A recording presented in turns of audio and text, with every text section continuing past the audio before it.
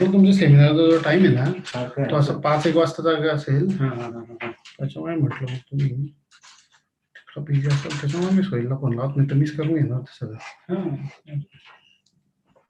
करू का फोन सरांना.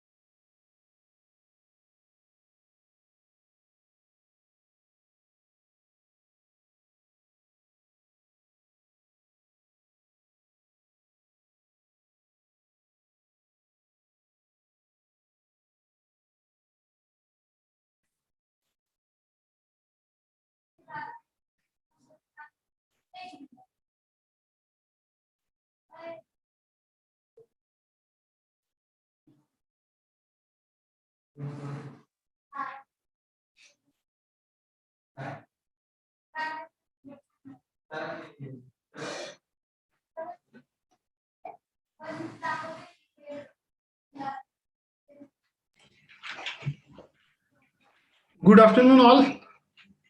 Welcome to this session on consent, formation, participation, reunion and taxation of H.U.F, for which we have our past chairman CA Sanjeev Mutha sir. They will guide us on all the related topic of taxation of H.U.F. I request our management committee member Piyush Chandak sir to introduce Mutha sir. Thank you, Rakesh. First of all, I welcome again Mutha sir, and it is my privilege to introduce our local speaker, who was also a branch chairman, our branch chairman during the year 2012 and 13. He was a member of editorial committee of WIRC in the year 2013-14. He was also a member of committee for double entry accounting system in local bodies formed by WIRC during the year 2015 and 16. And he has delivered many lectures at various forums, including our branch and other professional organizations time to time. And as I know, he has read more than around 1,200 to 1,400 decisions for this particular seminar. Am I correct, sir? Yes. Yes. He has verified around 1,200 decisions of various forums like tribunals and everything on this particular topic. And with this, I welcome sir and I request sir to take over the charge of the session. Thank you very much, sir.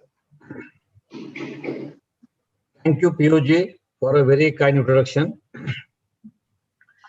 At the outset, I am thankful to Nasik branch for giving me again this opportunity to share my views about the concept, formation, partition, reunion, and taxation of H.U.F. This topic is very complex.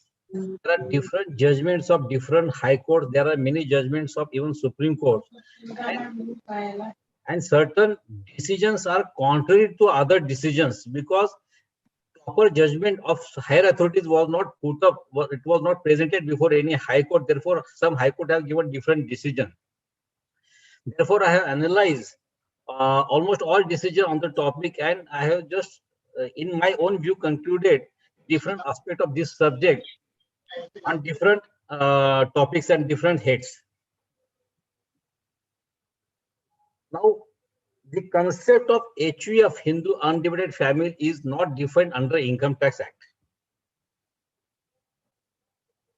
It is not defined under Income Tax Act.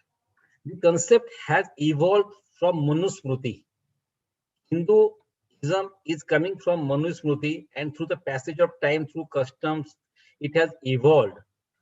Thereafter, considering the concept, Hindu religion concept at different part of the country, all concepts were brought together and Hindu law was drafted. So Hindu under family as such, this concept is not defined under Income Tax Act. Under Income Tax Act definition, the meaning is imported from Hindu law, and there are certain income tax owned under income tax, certain interpretation are different than what is there under Hindu law that I will deal with later on. This subject is very, very important from our practice point of view because we have to advise our client on different occasions. Chartered accountant is always regarded as trustworthy person of our clients. If there is a sale of property, we have to compute the tax. We have to charge the tax on correct person. We have to understand whether this property belongs to individual or whether this property belongs to H.U.F. Friends, let me tell you at the initial stage that there are many myths, many misconceptions about the H.U.F. What we are understanding that if there is a property, if there is an ancestral property coming from four generations or 8 generations or 10 generations, if that property is coming to any person, it means it is his H.U.F. property. That is a misconception, misunderstanding. This law was there before enactment of Hindu Succession Act. After enactment of Hindu Succession Act, now this meaning is now no more. I will explain you with the help of 2 examples. For example, there are suppose 2 families.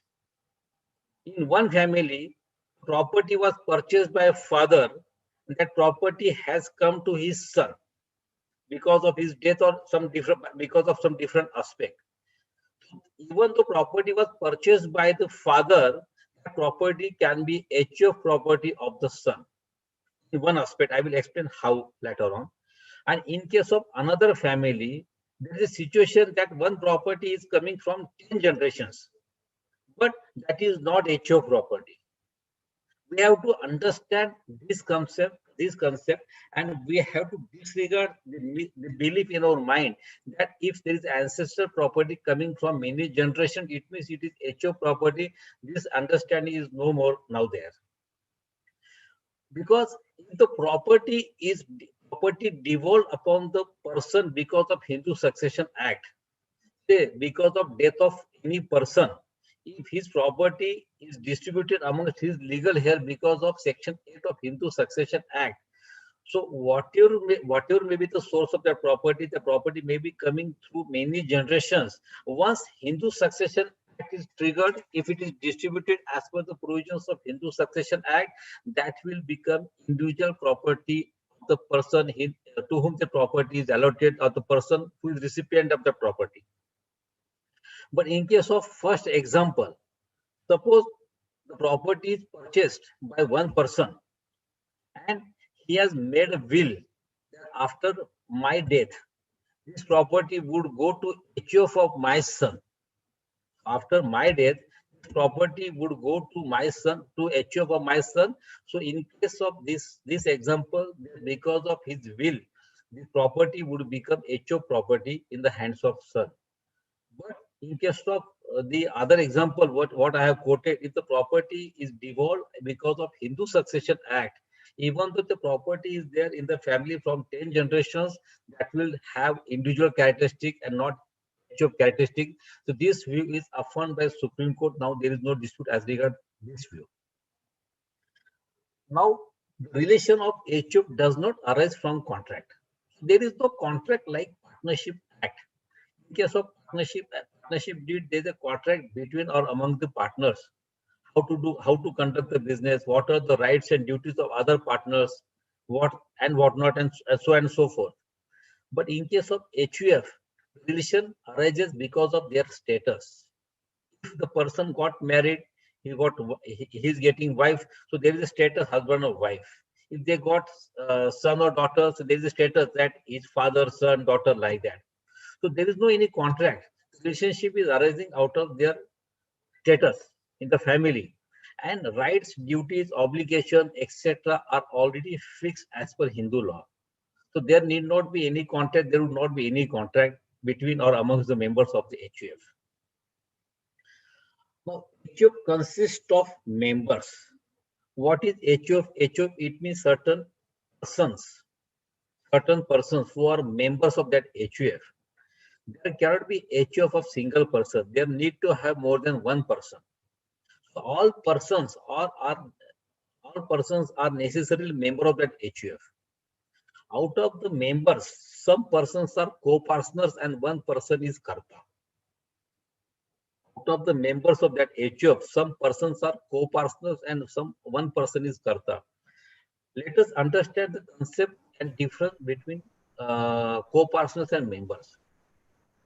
Co-partners is necessarily a member, not necessary that all members are co-partners. For example, in a one family, so the husband is co-partner, his son is co-partner, his daughter is co-partner, but his wife is not co-partner. If his mother is member of that H.U.F, that mother is also not co-partner. So earlier in the earlier days, only male members were regarded as co-partners. Even daughter was also not co-partner. So in case of my family, only myself and my son are co-partners, and my daughter and my wife were not co-partners before the amendment in Hindu law. There is amendment in Hindu law from 6 September 2005. Even daughters have been given co-partner status. So because of that amendment in Hindu law, my daughter is also co-partner from 6 September 2005. So now because of that amendment, now at present in my family, myself, my son, my daughter are co-partner and my wife is not co-partner. What is the difference between co-partner and member? Co-partners are members who can ask for the partition of the property, who can ask for the partition of the property, who can share the property as per Hindu law. But person who is only member, who is not a co-partner, cannot ask for the partition of the property. There is one exception given in under different statute that I will deal with. This is the difference between co-partners and members, and karta necessarily should be out of the co-partners, and normally the eldest person in the family, eldest co-partner in the family is regarded as karta. Karta is a person who is looking after the affairs of that family of the H.U.F. Now, we know that Hindu law is evolved through the passage of time because of customs in the different part of this country, and it was later codified in the law that is called Hindu law. However, considering the limitations under the Hindu law, different other laws were incorporated. The other laws were passed by the Parliament, that is Hindu Succession Act, Child Protection Act, Women's Rights Protection Act, and these other laws have got overriding effect over the Hindu law. For example, as per Section 4 of Hindu Succession Act, it has been stated that in case there is a conflict between the provisions of Hindu Succession Act and Hindu law, the provisions of Hindu Succession Act would prevail over the Hindu law. So the scope of Hindu law have reduced because of different enactment.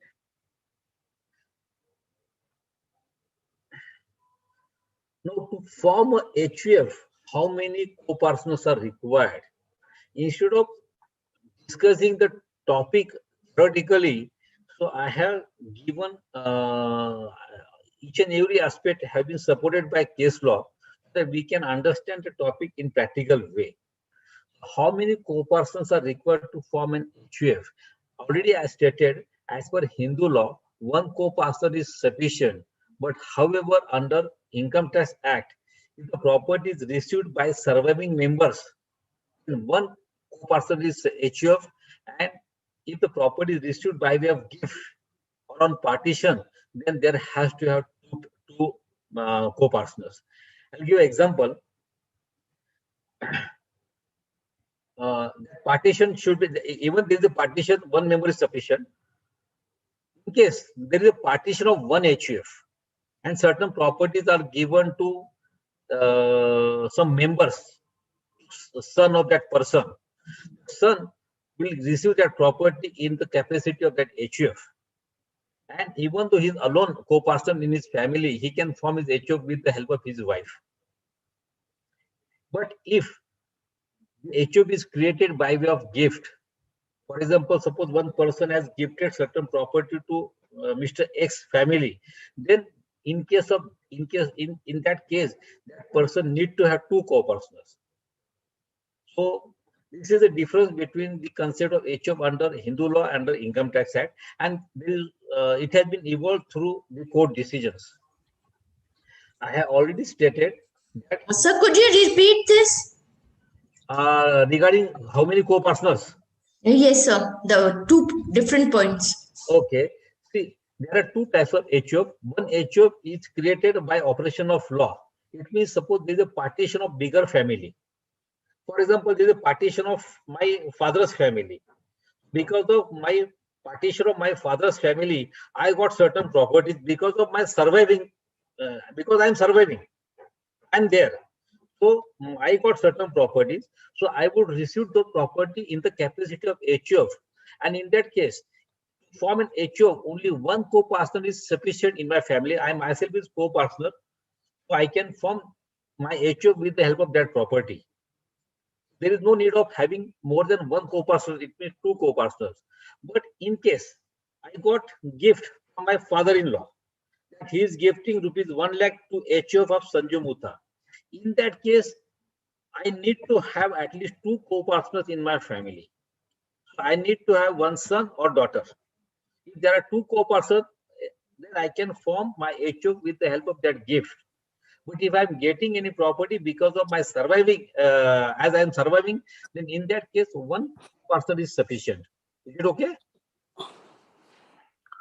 I have already explained the daughters have been given co-personal status from 6 September 2005. So now the rights of daughter are at par with the Karta or son. So what is the effect of, pardon? What is the effect of giving daughters the co-personal status? Let us understand that thing. In case of my family, myself, my son, my daughters are co-partners. My wife is not co-partner, but my wife is co-partner of her father's H.U.F. So they are getting the co-partner status because of their birth in this family. Because of marriage, they will not get co-partner status. So in case of my family, my wife is not co-partner of my family, but no doubt she is co-partner of her father's family. We all know there are two schools of law. One is Mitakshara School of Hindu Law and another is Dayabhaga School of Hindu Law.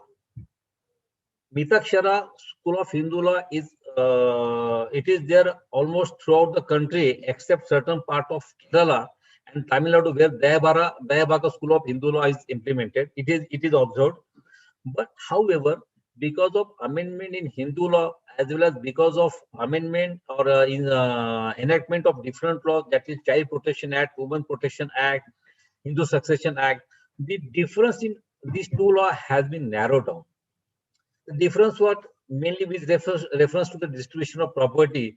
Now there is a Hindu law's amendment that in case of distribution, even member, my wife, in case of my example, she will also get equal property. So that these two schools of law, I think those are academic. I have already explained the female members' right. I have stated that in case of my family, my daughter can ask for the property, distribution of property, but my wife cannot. But my wife is a member, is a co-person of her father's H.U.F, so she can ask for the property in her father's H.U.F. We also know that Jain and Sikh are altogether separate religion, but as per Hindu law, it has been provided on Hindu law.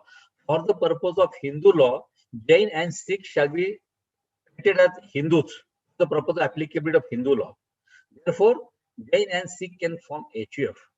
The families, the religion to which Hindu law is applicable, for the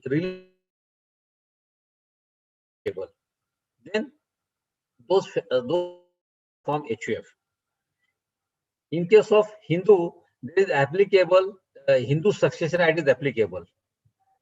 But in case of the religion to which Hindu law is not applicable, there is the Indian Succession Act. Now we will try to understand the subject with the help of practical experiences. I think that would clear our concept in better way.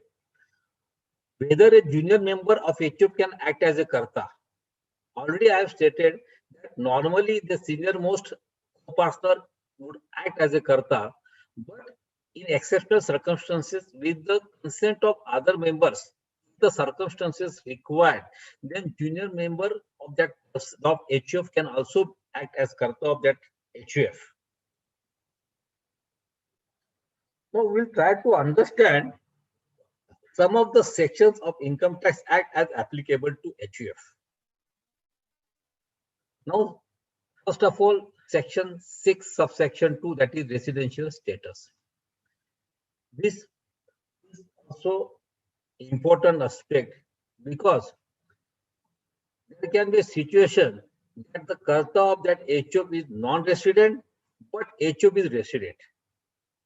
Because for understanding the residential status, we know certain period of time that person has to be in India in case of individual.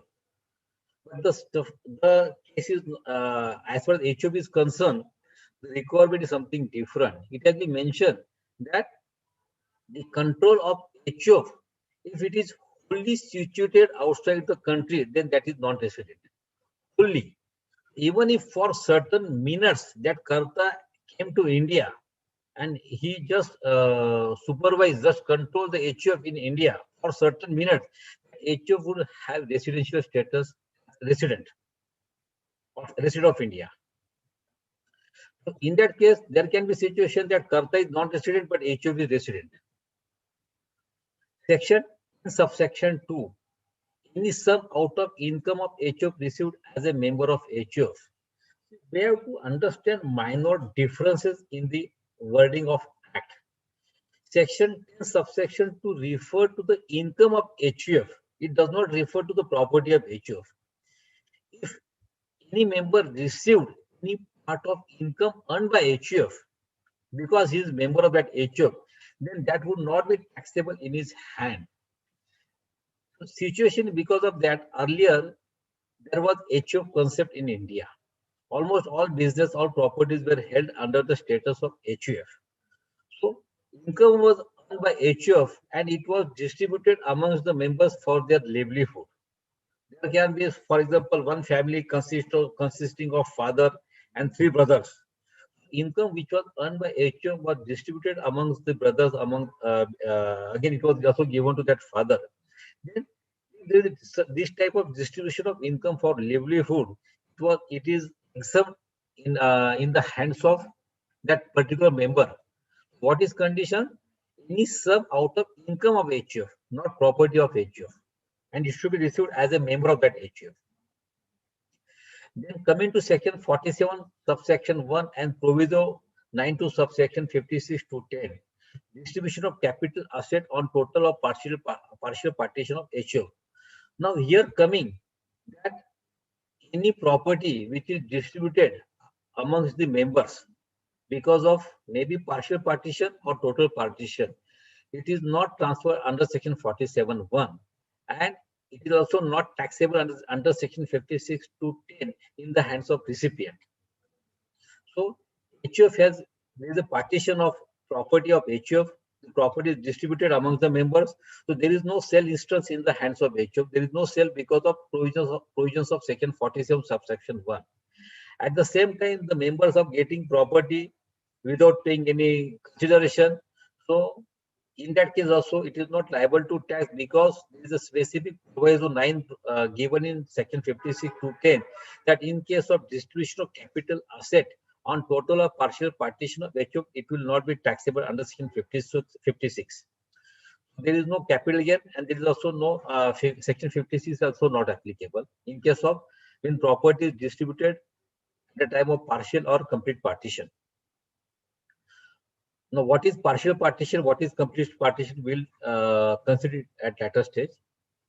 Section 49(1) and Section 242A. Cost of capital asset on any distribution of asset on total or partial partition of H.U.F and period of holding. I will just give one example. I got one property because of partition of H.U.F. I got that property before 1 year. And immediately after 1 year, I sold that property. But that property was purchased by H.U.F before 10 years. Property was purchased by H.U.F before 10 years. After 10 years, the H.U.F was partitioned.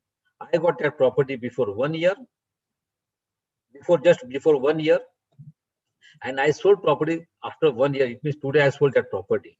So I have held that property only for 1 year. But because of Section 49, the period of holding by H.U.F would be regarded as I have that my period of holding. So accordingly, it will be deemed that I am holding that property from last 11 years. It means 10 years, which is property held by H.U.F. And after partition, I held that property for 1 year. So I have held that property for 11. And as per Section 242A, whether it is a short-term asset, long-term asset, the period of holding would be decided accordingly, and accordingly, the indexation will be done in case of cost of acquisition of that property. Section 56, subsection 2, bracket 10, clause 10, property issued by H.U.F from member. If the property is issued by H.U.F from member, it is not taxable under Section 56(2). Section 64, subsection 2, claiming of income out of asset transferred to H.U.F. If any asset is transferred to H.U.F, then the income earned out of that asset would be taxed in the hands of the member who has transferred the asset to H.U.F. But we will consider this in later stage of this presentation. Even partition will consider later stage. Coming to offenses by H.U.F, if any offense is done by H.U.F, then Karta would be liable for prosecution. But if Karta proves to the satisfaction of department that the offense was happened because of his innocence or with the connivance or consent of other members, then in that case, the other members would also be liable for prosecution along with Karta.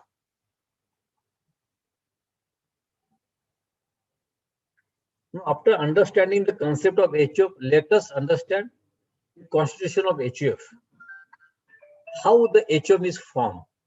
There are 4 ways of forming the H.U.F. That is ancestral property if it is received without application of Hindu Succession Act. Suppose any person got that property, received that property which is ancestral. Ancestral means even if property is received from father, it is also ancestral. There is a misconception that we should receive property from father's father or from 4th generation. It is not like that. Even if property is received from father without application of Hindu Succession Act, then that property would become H.U.F in the hands of recipient. But because of Hindu Succession Act, this provision is not at all applicable, because in case of death of any person, if there is no will, then automatically the provisions of Hindu successions are triggered, and the distribution of property is carried out only as per Hindu Succession Act. Second way of constitution of H.U.F is partition of bigger H.U.F. There can be a situation that H.U.F consisting of 3 brothers, father. Now they have decided that we'll partition our this H.U.F. They partition the H.U.F, and the 3 brothers received certain asset upon partition of that bigger H.U.F. These 3 brothers would form their own individual H.U.F because of partition of bigger H.U.F. For example, Mr. A is having 3 sons, Mr. X, Y, Z. Mr. A's H.U.F is partitioned. Property is given to Mr. X, Mr. Y, Mr. Z. Mr. X, Mr. Y, Mr. Z, with the help of those property, can form their own H.U.F, provided the other conditions are satisfied regarding co-partnership. Third way of constitution of H.U.F is blending of property by co-partner by member. So in case any person decides that this is my property, I want to blend this property, in my H.U.F hotspot. Suppose I may be having some plot of land, I may be having certain bank balance, fixed deposit, or any other asset. If I decide that I want to treat this property as my H.U.F property, then property will become H.U.F property, and they can form H.U.F with the help of that property. In case of member, as per Supreme Court decision, member cannot blend property in the hotspot of H.U.F. As per Supreme Court decision, member is not allowed to put its property in the hotspot of H.U.F. However, certain provisions of Income Tax Act differ this view, and they have provided that member can put up their property in the common hotspot of H.U.F. We will deal with later on. And the last way of forming H.U.F is by way of gift. For example, suppose I want to, there is a father of, there is the H.U.F of my father. Ultimately, I do not have any H.U.F property. So what would happen? I may receive gift from my father-in-law or any of my friend. The source of that gift is proved. There is no problem with as regard the source.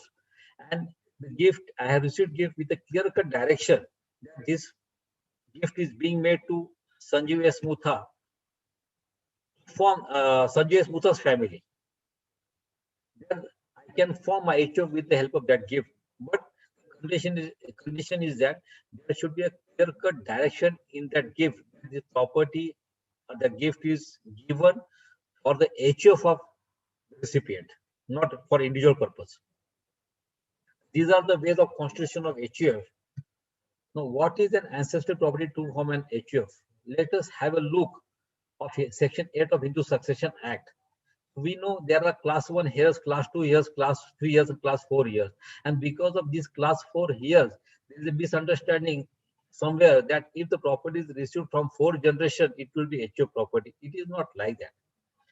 Hindu Succession Act says that whom property would be given: mother, widow, son. In case son is not there, he has died, then that son's wife is, and son's son and daughter. In case of daughter is not there, predeceased son's daughter's son. In case their son is not there, then their son's wife. So it is a list given.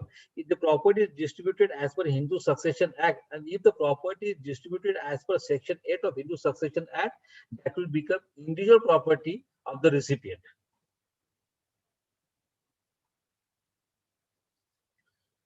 Now, constitution of H.U.F, again we will refer. Can a person be member, co-partner, karta of H.U.F? The answer is yes. Practical example is that I am a member of my father's H.U.F. At the same time, I am karta of my own H.U.F. In case of my father's H.U.F, my father, my mother, we brothers, my sister are members. In case of my H.U.F, myself, my wife, my daughter, my son are members. So at the same time, I can be a member of H.U.F. Now, coming to intercaste marriage, I have tried to deal with this topic from all angles. Coming to intercaste marriage, I come across 2 decisions. Hindu male marrying with non-Hindu girl having son. Supreme Court, in case of late Sridharan, has held that they constitute H.U.F. However, in the similar case, Madras High Court has held that there is no H.U.F, and Madras High Court have held after considering the Supreme Court decision of late R. Sridharan. So now what is the difference we have to understand? In case of CWT versus late R. Sridharan, Supreme Court has held Hindu male marrying with non-Hindu girl is having son is H.U.F, because in that case they have brought up their son with the as per Hindu custom. That son is following Hindu tradition. Therefore, even though the wife is non-Hindu, son is Hindu. So there are 2 members. Therefore, it is a H.U.F family. But however, in case of G. Venkatraman case, Madras High Court, after considering the Supreme Court decision, has held that in that case, the daughter was not brought up like Hindu. daughter of G. Venkataraman in that case was following Christian custom. Therefore, she was not brought up as Hindu. She was not following the Hindu custom. Therefore, there is no H.U.F. in case of G. Venkataraman case. So, in case any Hindu marrying with non-Hindu girl, how H.U.F. can be formed? The son or daughter should be brought up like Hindu. The son or daughter should follow Hindu custom. If you are in a position to prove this aspect, then you can form your H.U.F. Now, another example, death of mother and father having property and H.U.F. business, leaving behind minor son. Because for forming an H.U.F., there need to be co-partners who can enter into contract, and because of law, minor person cannot become party to any contract. In this particular case, mother, father died because of certain aspect, and they have got property, H.U.F. business. Now they have left behind only 2 minor sons.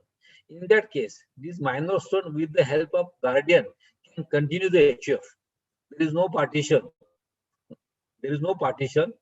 Minor son can continue this H.U.F. with the help of guardian. After they attain majority, the elder brother would become Karta of that H.U.F. Now, H.U.F. consisting of Karta, his mother, wife, and son. There is a family of Karta, his mother, wife, and son. Death of Karta does not result into disruption of joint family.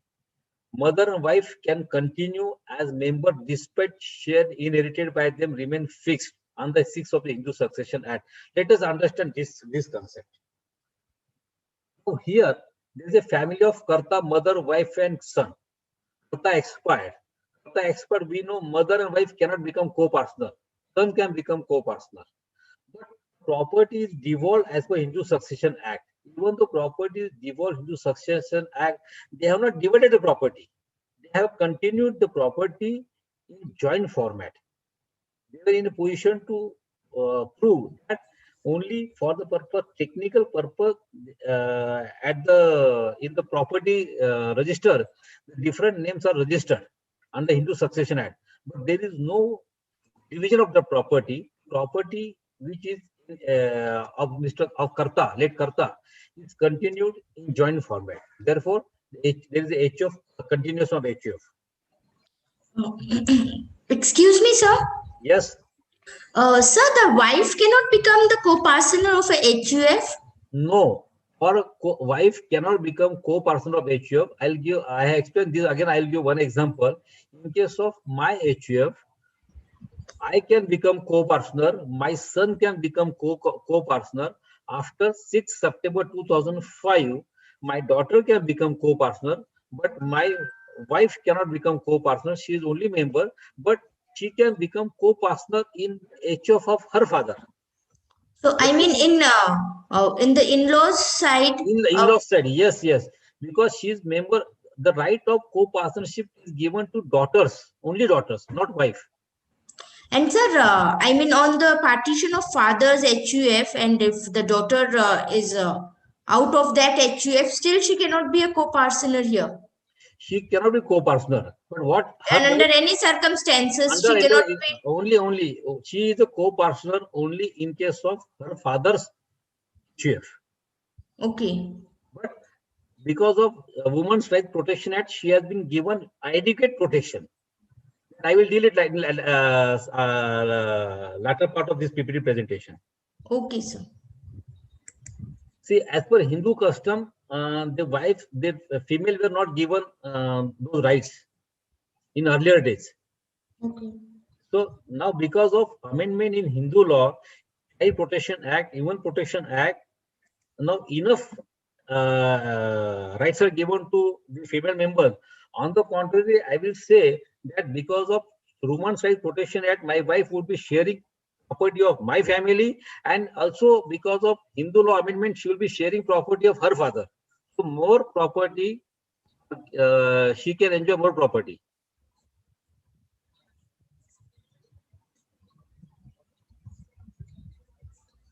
Now, female assessee and her Now, the similar example in this case, female assessee and her mother-in-law inherited in their individual property one of share in state of disease who has died intestate. They were not capable of forming H.U.F among themselves because there is no co-partner. In the earlier example, there was son, one co-partner was there, but mother-in-law and wife cannot form H.U.F because they are not co-partner. Upon complete partition, small H.U.F come into existence. Already I have explained this. Now, continuing with constitution of H.U.F, now family settlement. So what happened in this particular case? There were different persons in one family. Say 3 brothers, father was having H.U.F, 3 brothers were also having H.U.F. There was dispute as regards the properties. So they decided that everybody will put all property in common hotspot, common pool. The individual would bring their property in common pool. The H.U.F would bring their all property in common pool, and they will allot the property. So that is called family settlement. So in case of such reallotment, if any property of my H.U.F is pulled together, and because of reallotment, if I got any share in the same property, that would become my H.U.F property, because originally it was of my H.U.F property. Therefore, I would continue that property with my H.U.F property. A female with minor member can represent an H.U.F for the purpose of IT Act. Now, already I have explained that wife is not co-partner, therefore she cannot represent H.U.F. However, for practical purposes, or maybe signing audit report, for giving letter of authority, or correspondence with tax authorities, a female member can represent that H.U.F for the purpose of Income Tax Act, because the other members are minor.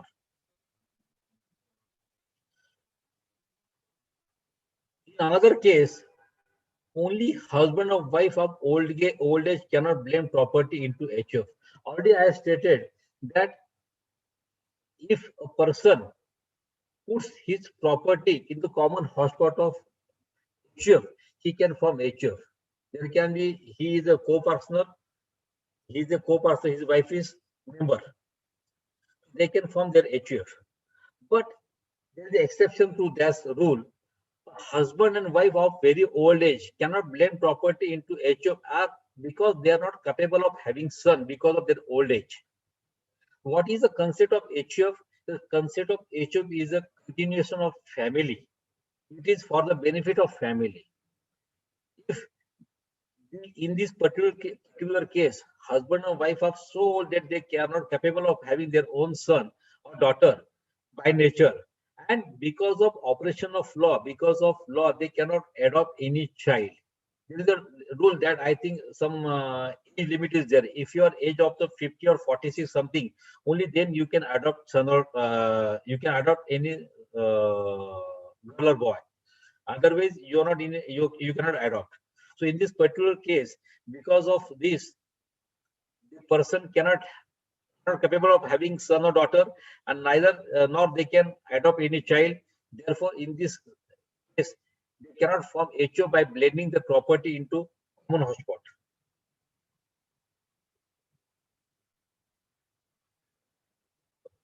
Some more examples. I'm trying to understand this subject with the help of practical example only. In the case of death of Mr. A, carrying on business of trading of sugar, leaving behind his wife and 2 sons, the elder son continued the said business. Whether business can be called as belonging to H.U.F of the family or individual of that elder son. I will make small change that Mr. A was carrying on that business of sugar in his H.U.F capacity. Mr. A was carrying on the business in his H.U.F capacity. After his death, the business was continued by his elder son. It so happens normally in our practical life. So whether this business would be H.U.F business or individual business of that elder son, it would depend upon the facts and circumstances of the case. Because when H.U.F license is renewed, a new H.U.F license is taken, then what you have shown, whether H.U.F is proprietor or Mr. Elder Sir is proprietor. When bank account is open in the name of the firm name, what you have shown, who is owner, H.U.F or that person. Therefore, it is not necessary that after the death of Mr. A, the same business would be continued by the H.U.F. It will depend upon fact and circumstances of the case. And it also depends upon the court decision. In case there is a dispute between two brothers and a younger brother files suit in the court of law and asks for direction that this business may be treated as H.U.F business. If court gives direction that this business is of H.U.F, not of Mr. Elder brother, then in that case, that business would be treated as H.U.F business, but it will depend upon facts and circumstances of the case. Now, another example, one widow adopted son after death of her husband. Here, in this case, the person died, and after his death, widow adopted a son. Adoption is at later stage than date of death. On death of her husband, she received properties of H.U.F. So there was H.U.F properties of husband. So because of death of husband, she received certain property because she was the only person in the family.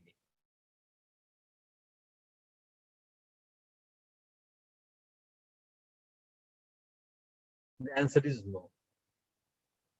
Because what she has received, property she has received in her individual capacity, because when her husband died, she was the only person. So what she has received is her individual properties. It was not, that property cannot be termed as H.U.F property. Now, what are the rights of adopted child in the properties of her late husband? Because of operation of law, when a child is adopted by that wife, the late husband of that wife will automatically become father of that adopted child. But in this particular case, even if child is adopted, but he cannot ask for the share in the property which are received, the property received by his wife, because at the time of death of that person, when the properties are received by the wife, as only she was only person. Now, mode of blending the property in common hotspot. We know that the H.U.F can be formed by way of blending the property in the common hotspot, or there can be situation H.U.F is already there, but any person want to put certain more property in the common hotspot of H.U.F. This is possible. So, what is the mode? In case the property is blended by co-partner, only declaration is sufficient. That he will declare that this property henceforth would be treated as my H.U.F property. But in this case, it is necessary that he should be in a position to prove that declaration. It should not be a self-serving declaration. One more example, there was a pawning. Pawning, it means some monies were given on interest after taking proper security. It was decided by that person that henceforth this business would be treated as my H.U.F business. So accordingly, book entries were carried out. So this is also treated by court that there is a blending of that business into common hotspot of H.U.F, and henceforth that business will be treated as carried out by H.U.F. Now, it has been held by Calcutta High Court where in case of member, if he want to blend any property in the common hotspot of H.U.F, then it should be by conveyance deed, registered conveyance deed. This is contrary to Pushpa Devi's Supreme Court decision, wherein it was held that member cannot blend property in the common hotspot of H.U.F. However, Calcutta High Court held that it is possible. Calcutta High Court has not referred this Pushpa Devi decisions of Supreme Court, but they are held that member can blend the property in the common hotspot by way of registered conveyance deed, and this is useful under Income Tax Act because Income Tax Act particular recognizes the such blending of property by member in the common hotspot of H.U.F because of Section 64, which I will deal later on. Now, coming to another aspect, gift to H.U.F. Can an outsider make a gift to H.U.F? Under what circumstances will a gift made by an outsider will be considered as gift to the H.U.F? Yes, H.U.F can well receive gift. So there is no bar provided under the law that H.U.F cannot accept the gift. H.U.F can well accept the gift. But what is important, there should be a clear-cut direction that this property, this amount, or maybe property is to be gifted to the H.U.F. This clear-cut direction is very important to understand the characteristic of that property, whether belong to individual or belongs to H.U.F. Does a gift by the father to the H.U.F of his son's wife and their minor child be considered as indirect transfer to the son's wife or the son's minor child? We know there is a provision under Income Tax Act whereby if the property is transferred to son's wife or their minor child, then the income of that property would be clubbed in the hands of donor. However, if the gift is done by the father to the H.U.F of his son, they are having the H.U.F of his son, then in that case, it will not be clubbed in the hands of father. Even if later there is a partition of that son's H.U.F, it will not be clubbed.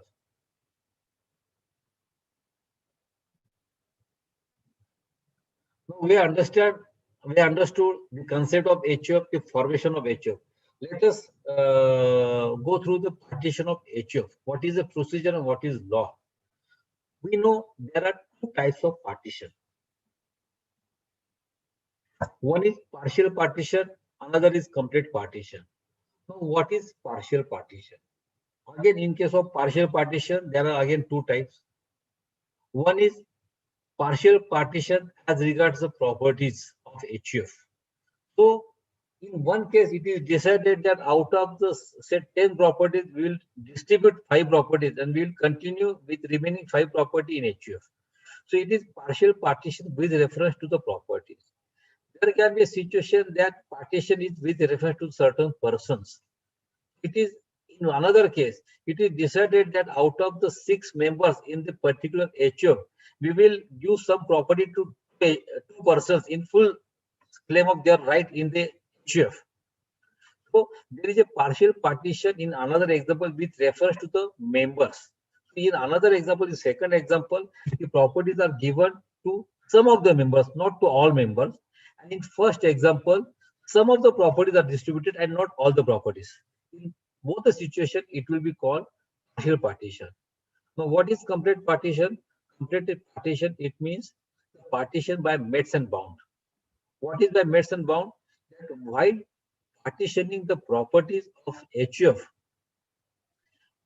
all the properties would be distributed, and it will be distributed to all the persons, all the members.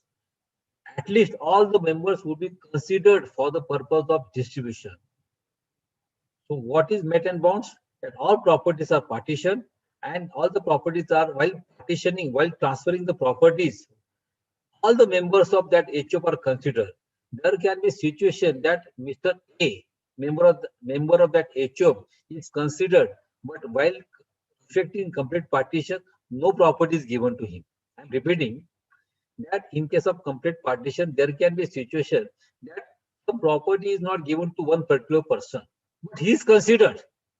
Whether to give him property or not, he has been considered. It will also be treated as complete partition. It is not necessary that all properties or property should be given to each and every member. It depends upon their mutual understanding. If there is no mutual understanding, then it will depend upon Hindu law. If there is mutual understanding that one person does not want anything, or it is mutual understanding that the property would not be given to Mr. A, then that is the domain of that family, and nobody can take objection. Now, important aspect, H.U.F not assessed to take before partition. What is our understanding that under Income Tax Act, partial partition is not allowed after 11 December 1978. It is not the case. Partial partition is not allowed under Income Tax Act after 31st December 1978 only if H.U.F is assessed to income tax. There can be a situation, there can be certain H.U.F which are not assessed to income tax, not at all. They are not filed a single return of income. In that case, today also there can be a partial partition. It's a very good tool for tax planning. It's a very good tool for tax planning because I'm using that tool. What I'm doing, sometimes I'm doing partial partition in case property is sold, there is some dispute in certain members or some problems are there, then we are resorting to partial partition. So partial partition still it holds good provided H.U.F is not at all, has never been assessed to income tax, no return of income is filed. Now we have to consider this partition, partial partition from three judgments. One is Apurva, Rajendra, and Lochan Singh. It has been held in Apurva's case that before 30, if partition is effective before 31st December, partial partition, but assessment is completed thereafter, but that partition is perfectly valid. It has been held by Harendra Prasad case that the partition was partial partition was effected in 1979. Partial partition was effected after 31st December 1978. It means 1979 that H.U.F was also assessed to income tax. But Patna High Court held that the partial partition is valid because even though statute has mentioned that after 31st to 1978 partial partition is not allowed in case of H.U.F which are assessed to income tax, but the effect to this enactment is given from 1st April 1980. Therefore, it will be applicable to the partial partition carried out after 1st April 1918 and it will not be applicable to the partial partition carried out before 1980. There is a difference in this thing. And Lochan Singh, it has been held by Patna High Court, Punjab and Haryana High Court, that H.U.F is not assessed to income tax, partial partition is valid. So what is important? That partial partition is not at all allowed under Income Tax Act. It's a myth. It is not allowed only if the H.U.F is assessed to income tax. If the H.U.F is not assessed to income tax, never assessed to income tax, even today, in my considered view, partial partition can be there. Now, whether there can be oral partition? Yes. In this particular case, it was held that there was oral partition before 1978, but to confirm the fact, it was reduced to writing after 1978. So, Orissa High Court held that even oral partition is allowed under Hindu law. If it has been demonstrated, then you cannot take objection. It has been reduced to writing after 1970. That is only confirmation of that partition which has taken place before 1978. For oral partition, if you prove don't contain that we have carried out oral partition, we have to substantiate by way of circumstantial or some technical evidences. This is the evidences that we have already taken. We have already partition, oral partition before 1978. It is also perfectly valid. Now, death of Karta shall not result into partition of H.U.F. Even if there is a physical division of income amongst the survivors without a physical division of property. And if after the death of original Karta, a severance or partition by mates and bound had not taken place in the joint family property. I will explain this case. In this particular case, Karta died. And in that case, suppose he is having 3 sons. So what they have decided, family has taken decision that they will continue the business of the H.U.F in H.U.F capacity, or they will continue to receive the income maybe by way of rent in H.U.F capacity, and we will distribute the income amongst the members for their survivorship. Already we have seen section 10, subsection 2. If there is the income is distributed amongst the members, it will not be income in the hands of recipient, and because of death of Karta, if income is distributed amongst the members, it will not amount to partition of that H.U.F. Because what is important, not partition of income, partition of property. Here in this case, there is no partition of property.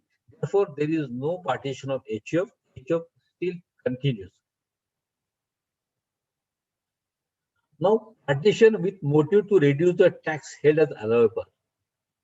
If there is a partition amongst the family, maybe partial partition or maybe complete partition, and if the motive is to reduce the tax, it is perfectly valid. What is not allowed is tax evasion. Tax avoidance is perfectly legal. You can avoid the tax by way of legitimate mean. On the contrary, it is our right and duty to avoid the tax by legitimate mean. So if there is a partition between partition of H.U.F, maybe partial, maybe complete partition with legal sanctity, and because of that, that partition is effected with a motive to reduce the tax. It is perfectly valid. It is our right to reduce the tax. The tax avoidance is different from tax evasion. Now, how the partition is carried out under Income Tax Act? In case of H.U.F, which is assessed to income tax. In case of H.U.F, which is not assessed to income tax, there is no question of asking for permission from Income Tax Department. But any H.U.F which was hitherto assessed to income tax, what is the procedure? I think because Section 171 is not clear about this topic. The provision of Section 171 containing the partition of H.U.F are continued what they were before 1984, when 100% returns were split up for scrutiny. So in earlier days, all the return of income were scrutinized under Section 143(3). Therefore, it has been stated in the law that in the course of assessment proceeding, the application would be made to assessing officer regarding partition of H.U.F. Nowadays, the assessment proceedings are not conducted under Section 143 subsection 3 in all the cases. So, law, in my opinion, is silent about this aspect. So, what practical we should do? If there is a scrutiny of the year of partition, then we should make application to assessing officer that this H.U.F is partition, and there is a complete partition of properties of the H.U.F and complete partition as regards to the members of H.U.F. What is called partition by mates and bound. So we have partitioned the complete properties of H.U.F, and we have considered all the members of H.U.F for the purpose of partition of property of H.U.F. This is, I'm talking about the H.U.F which was assessed to income tax. And this partition cannot be challenged by third party, not even by revenue authority. What assessing officer has to see whether there is a complete partition as regards the properties and whether all members of H.U.F are considered or not. To whom what is given, whether it is in equal proportion or whether it is disproportionate, it is none of the business of income tax officer. Only two aspects he has to consider: whether all properties are considered, whether all members are considered or not. Is there any dispute amongst the members? If all members are agreeing regarding the division of property of H.U.F, so income tax officer cannot take any objection. Partition cannot be challenged by third party. I'll explain this with one example. There are two brothers in that particular H.U.F, and they decided to partition the properties of the H.U.F, and they divided those property between themselves. Now, the father-in-law of one brother cannot take objection to this partition. Only the parties to the partition can take objection. Suppose younger brother's father-in-law assume that his son-in-law has not received properties, equal share in the property, he cannot take objection because he is third party. Only parties to the partition can take objection and not third party. Even income tax officer, income tax department also cannot take objection regarding the partition if all the members are in agreement. Partition between Karta and minor son daughter. Now what happened in the particular case? There is one Karta and he has got minor son and daughter. Whether there can be partition? Because for partition of property, it means it is one sort of agreement. If minor are not competent to do agreement, whether there can be a partition amongst the Karta and minor son daughters? The answer is yes, it can be done. Karta can give consent on behalf of minor. So Karta can act as a guardian on behalf of minor. He can give consent. Yes, this partition is perfectly. There is no problem. Nobody can take objection. Only minor, after attaining measure, they can take objection. That will be risk upon the Karta. Minor can take objection in the court of law that when this property was partitioned, when it was divided, I was minor. I cannot take, I could not take any decision at that time. Now I have attained, I become major and objecting this. So he can take objection when he attain major. But if there is no problem, even though there are minor son, daughter, it can be partition of that H.U.F. Son, daughter born after complete partition of property. Now here what happened? In particular case, there was complete partition of H.U.F. All the members were considered while distributing the property, and all the property was distributed amongst the members of that H.U.F.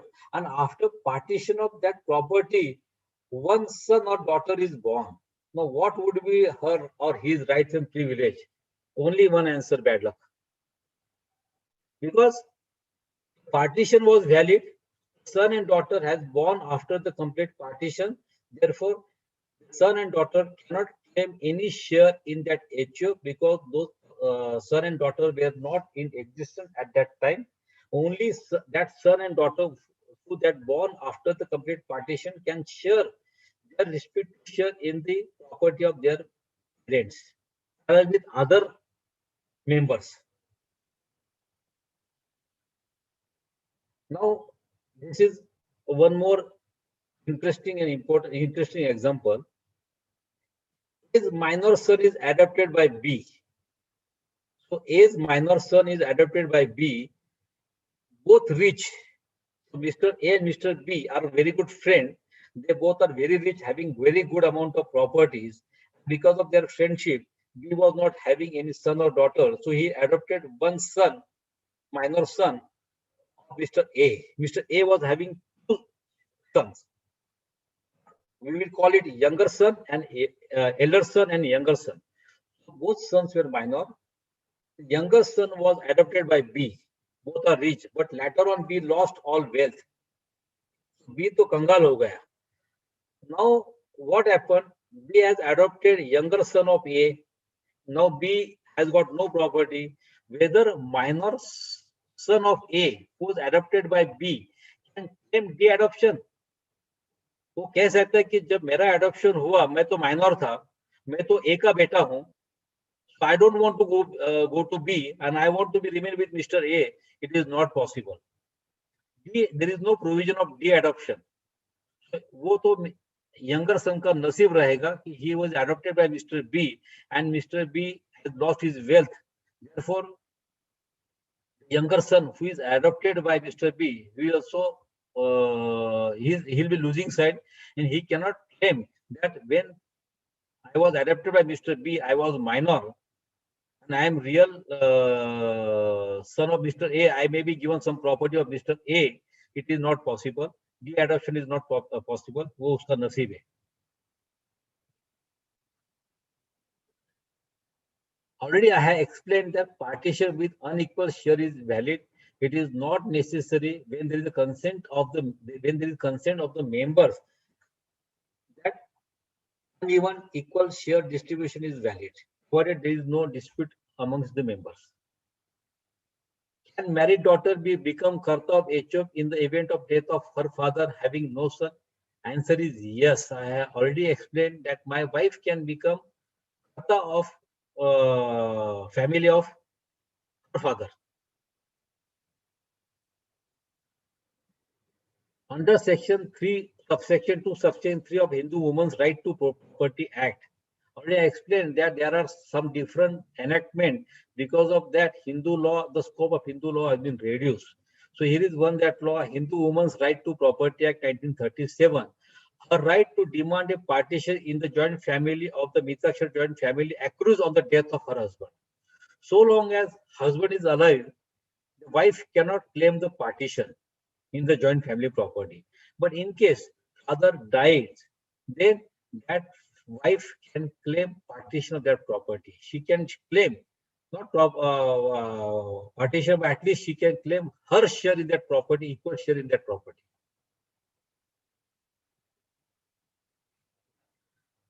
Now, partition of H.U.F by order of court. Now, again, I am referring to the H.U.F which is assessed to income tax.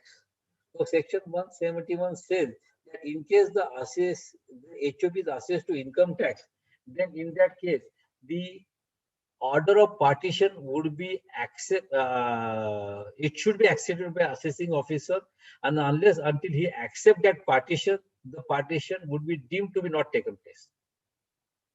So what is important in case of H.U.F which is assessed to income tax, then acceptance of that to that partition is very important from the assessing officer. Now I'll give two examples to understand the importance of this provision. In one case, H.U.F already assessed to income tax. The properties of H.U.F were partitioned completely by way of registered deeds. Stamp duty was paid. After payment of stamp duty, whether said partition can be recognized under Income Tax Act, the answer is no until the AO assessing officers gives consent to this. Even though the transfer has taken place by way of registered deed, for the purpose of that law, different law, the transferring would be owner, but for the purpose of Income Tax Act, the H.U.F shall be continued to be assessed as if partition has not taken place. What is important? Application to assessing officer is verification of the fact whether the partition is complete partition as regards the properties, as regards the members, and he will record his satisfaction. Then only the partition will be effected only for the purpose of Income Tax Act. In another example, the H.U.F already assessed to income tax. There was complete partition of the properties because of the order of the court. As one of the member H.U.F filed suit for partition in the court, there was a Supreme Court decision in this particular case. Yes, this property there is a complete partition of this H.U.F, and like this, the properties are being distributed, and this was decided by Supreme Court. So whether said partition can be recognized under Income Tax Act, answer is again no. It's a Supreme Court decision. The partition which is effected, that is for practical purposes. But for the purpose of Income Tax Act, unless until it is recognized by the income tax officer, that H.U.F would be continued to be assessed as one entity, as H.U.F, as if there is no partition under Income Tax Act. This is important aspect. Now coming to the some very unique aspect, reunion of H.U.F. I think this reunion of H.U.F we have not learned in CA curriculum. Under Hindu law, reunion of H.U.F is perfectly valid, provided certain conditions are satisfied. So this can be a very good tool in case H.U.F which are assessed to income tax, wherein the complete partition is required as per section 171 of the Income Tax Act. But there can be a complete partition. Thereafter, there can be a reunion of some of the members of that H.U.F. It is perfectly valid even at this stage, because there is no prohibition under the law for reunion of H.U.F. Now, what are the conditions? There must have been a previous state of union. Reunion is possible only amongst the persons who were on the earlier date members of H.U.F. What is important? There must be, first of all, H.U.F and partition of that H.U.F on fact. There must be a partition in fact. What is important? There should be a factual partition. It should not be a your purpose should not be like that you want to make partial partition, but as Income Tax Act does not recognize partial partition in case of H.U.F which are assessed to income tax. Therefore, what you are doing, you are first of all completely partitioning the H.U.F, and thereafter you are making reunion of certain part of person. If your reunion is with an object, if your partition was with an object to reunion, then it is not allowed. So where there was partition of that main H.U.F, there should be a factual partition.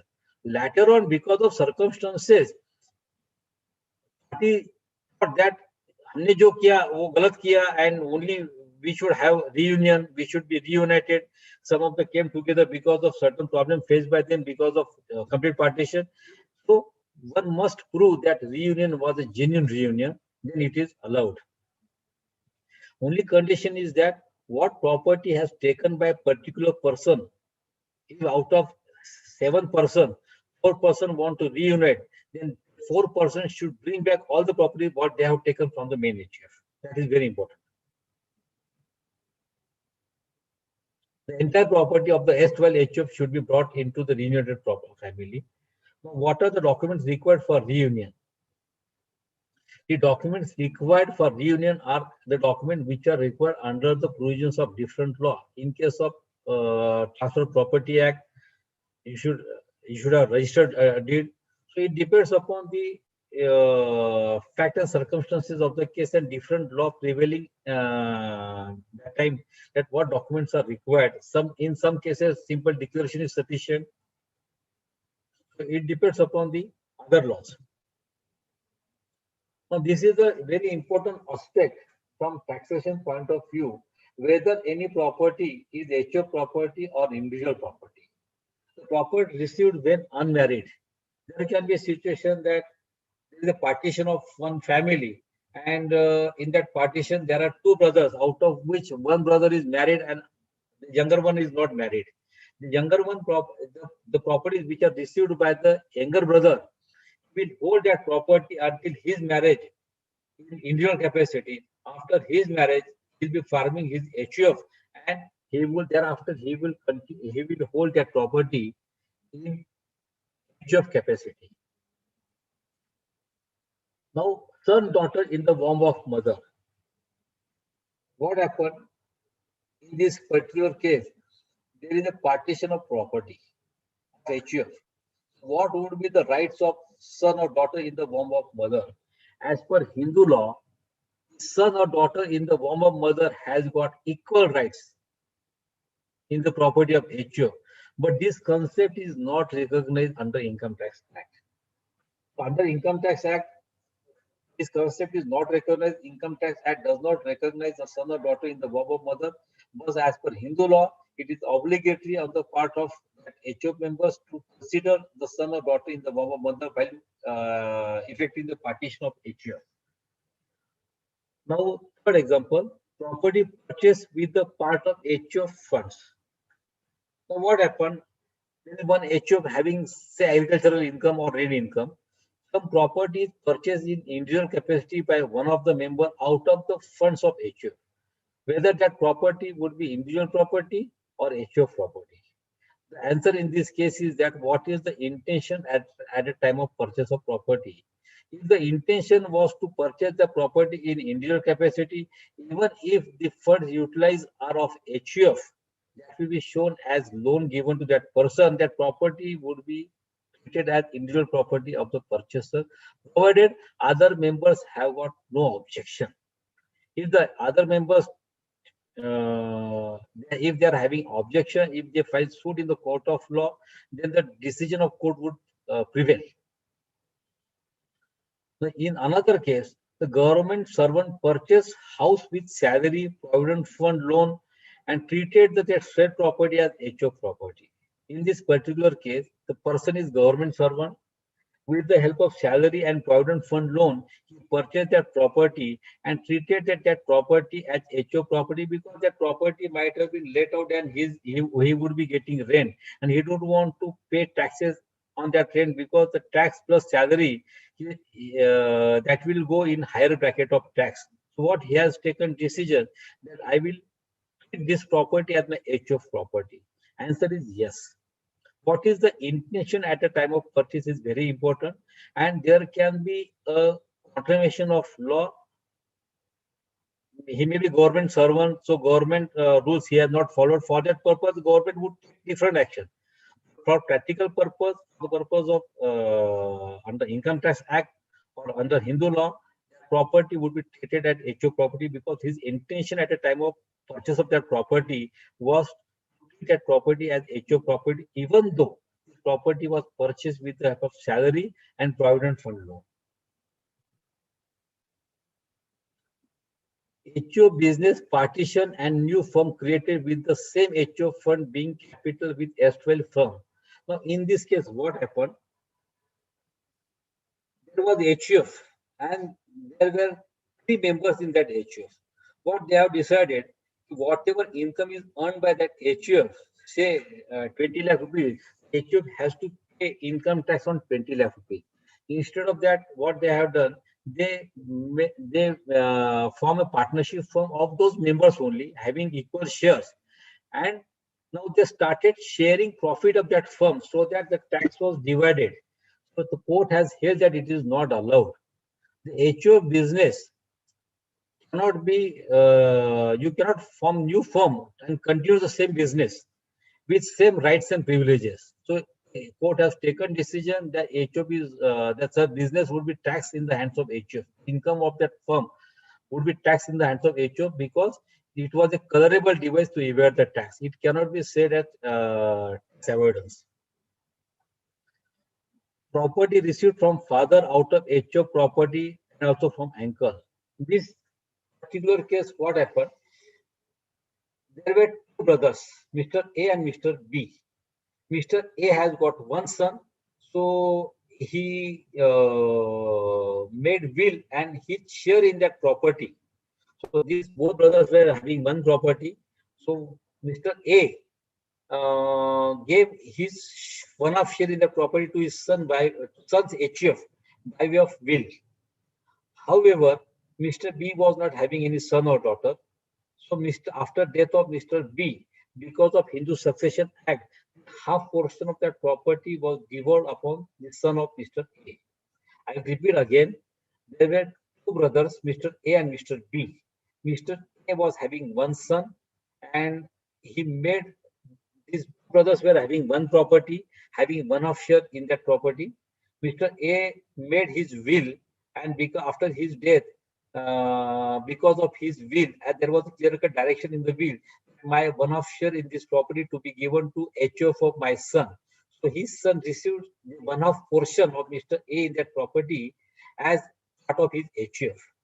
However, Mr. B was not having any will. He died and he was not having any son or daughter. So because of Hindu Succession Act, his son received even the 1/2 share of Mr. B in his individual capacity. And in case of sale of that property, half portion would be taxed in the hands of H.U.F because it was received from his father with the direction to be given to H.U.F. But half portion would be taxed in the hands of individual because it is received from B by way of Succession Act. So this is a very important aspect. The remuneration received by Karta from firm or company, whether tax in the hands of individual or in the hands of Karta. Because on this topic itself, there are contradictory decisions of Supreme Court. Around 20 to 25, there are Supreme Court decisions. In some cases, it is held that H.U.F cannot have remuneration income because remuneration is a skillful. It is because of application of skill, application of effort. Therefore, it will be individual income. At the same time, Supreme Court in certain cases has held, yes, H.U.F can have remuneration and this income is taxable in the hands of H.U.F. So what is the difference? Difference is that if remuneration is paid as a compensation for investment made by the H.U.F in the company or firm, there is an agreement of that H.U.F with that company or firm that I am making this investment in this business and you will pay me this amount by way of remuneration. So here remuneration is not paid because of services. The remuneration is paid because of a contract for investment or any other aspect. In this case, the remuneration, the amount which is paid to the H.U.F may be nomenclatured as remuneration. It will be taxed in the hands of H.U.F because it is paid because of investment. It is not paid, it is not given. The remuneration is not paid in this case because of services rendered. However, in case remuneration is paid to H.U.F for the services rendered, then it will be taxed in the hands of individuals who has rendered actual services. It will not be taxed in the hands of H.U.F because H.U.F is a concept. When any income is received because of the services rendered, because of the skill, then it will not be taxed in the hands of H.U.F. There cannot be a professional income to H.U.F, as in some cases having H.U.F cases having commission income. We are auditing books of accounts of many clients.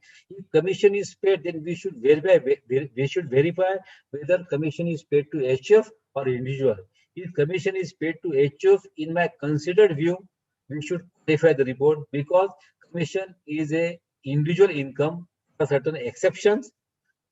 Because when commission is received as a part of infrastructure, not because of application of any skill. I'll give one example. In case of mandi, we can say onion mandi or potato mandi. So the person is getting commission income, but he is getting commission income not because of his skill, because he is having shop in the market. So he is getting that income because of his shop, because of his infrastructure. The farmers are coming, the traders are coming, and he is getting commission because of his infrastructure. So in that case, we may say that commission income may be of that H.U.F. But when there is a transaction of property transaction, in that case, we cannot say that commission which is given because of property transaction is related to any infrastructure. It is certainly, in my opinion, is individual income. In case of any company, any sales commission is paid, the sales commission is of individual character. I don't think it will be H.U.F income. So while auditing, or in case of our client, if any commission is received or paid to any H.U.F, then we must explore real character. If real character is services rendered, then that will not be H.U.F income, that will be individual income. Excuse me. Yes. Sir, if we are showing H.U.F income, like commission income in H.U.F, and the Karta is into business of trading, and of that trading commission income we are showing in H.U.F. So is it possible? Or I mean, is it right? Or one has to apply whether commission income is because of infrastructure or because of application of skill. Now, I don't know what kind of trade your client is doing. I give an example.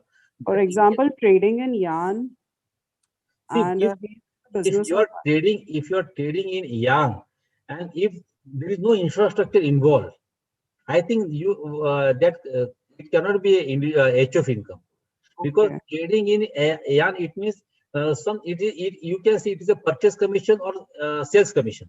Commission, yeah. If it is purchase or sales commission, so it is a one-to-one transaction. So in my considered view, it is individual income. But he is having business, like an individual entity. He's into business of yarn trading, and just purchase commission is coming in H.U.F. It is, see, purchases are coming from H.U.F or commission is paid to H.U.F? Only commission. Who can see if you are doing it? It means you are diverting your profit. Yeah, kind of. In my opinion, if purchases are made from H.U.F, then we may treat it as legal. But if you see ICDS 1, you know ICDS 1? No. Income Computation Disclosure Standard. See, there is very important amendment in ICDS 1, and unfortunately, we have taken so many seminars on ICDS, but ICDS 1 we are ignoring. That is only accounting policy. But one very important aspect is there in ICDS 1, that your accounting treatment should be governed by the substance and not by legal form. What is important? Now, this is very important actually for all professional brothers while auditing. We have to see the substance and not legal form. For example, I am purchasing some goods from my sister concern. I am paying GST. I have a proper bill. Okay. And thereafter, again, I am selling same goods after processing or same goods to same sister concern. And again, I am paying GST on that. So, sister concern, I have purchased goods from sister concern. Thereafter, I have sold same goods to sister concern. While purchasing goods, the bill is raised by the sister concern, or may not be sister concern, maybe some other party. with proper GST, and I am also raising my sale bill on that party with proper GST, then in that case, I have to see the substance and not legal form. Legally, okay, there is a purchase, there is a sale, but it is duty of the auditor to see substance, whether there is a real purchase or real sale. Now, because of ICTS 1, अपनी जवाबदारी बहुत बढ़ चुकी है. Our accounting treatment, accounting should see substance. हम लोगों का अभी, it is our duty to see substance. At least we should try to see what is substance. ये सही है क्या? Then we have to see whether there is a movement of goods. What is the evidence available? If there is no evidence, only we cannot proceed further on the basis of only bill. GST भर दिया, it makes no difference, because ICTS 1 clear कहता है accounting would be seen from substance and not by legal form. So legal form is correct. Purchase bill है, sale bill है. Substance क्या है? So in this your case also, I think okay, आपके पास commission दिया, आपने TDS काटा, legally बराबर है. You are right. You have to see substance, and it depends upon the fact and circumstances of the case. This is very important, because now हर चीज के लिए prosecution आने वाला है. आगे के जो फेसलेस असेसमेंट किया है, now government has going for faceless assessment, faceless proceeding. At the same time उन्होंने काफी कुछ जगह पे कड़क कर चुके हैं. They are bringing, I think prosecution ला रहे हैं. Money transaction, benefit transaction prohibition act, black money act and money laundering act. ये अभी काफी कुछ आने वाला है. While doing practice, अभी हम लोग को लीगल फॉर्म में नहीं जाना है. This is something different topic, but I just express my views because I treat this very important. We have to see substance, because we are certifying tax audit report and we are also certifying the ICTS 1. So this is important query, but from different perspective, and I express my view on that. Again repeating, because of ICTS 1, your accounting should govern by substance and not by legal form. Legal form छोड़ दो अभी. मेरे पास bill है, मेरे पास ये है, no important. Substance is very important. Because we always see that for the purpose of bank, the assessors are increasing their turnover. So by certifying the same, we are becoming party to the said misdeed, in my opinion. At least I am taking care. If there are transactions with the same parties, I'm looking after some other aspect also. Okay. In your case, in my opinion, it depends upon fact and circumstances of the case. If you are in a position to prove that this commission is just nomenclature as commission, but the amount is paid for the infrastructure, not for services rendered, then it can be valid, and using the word can be.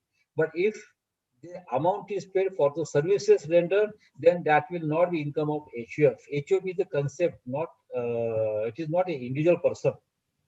And what is nomenclature is not important, as held by Supreme Court in Kedarnath Jute Manufacturing Company Limited versus CIT.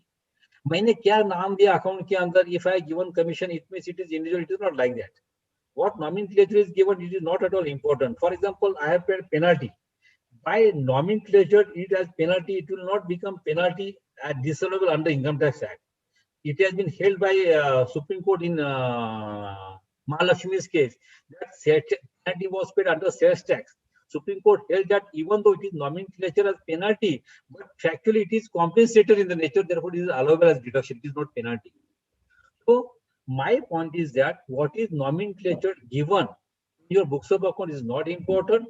You have to see substance, and it has been held by Supreme Court in Kedarnath Jute Manufacturing Company Limited versus CIT that Income Tax Act is a self-contained code. What is allowed, what is not allowed will be decided by Income Tax Act and not by your books of accounts, not by nomenclature of your books of accounts. This is very important aspect.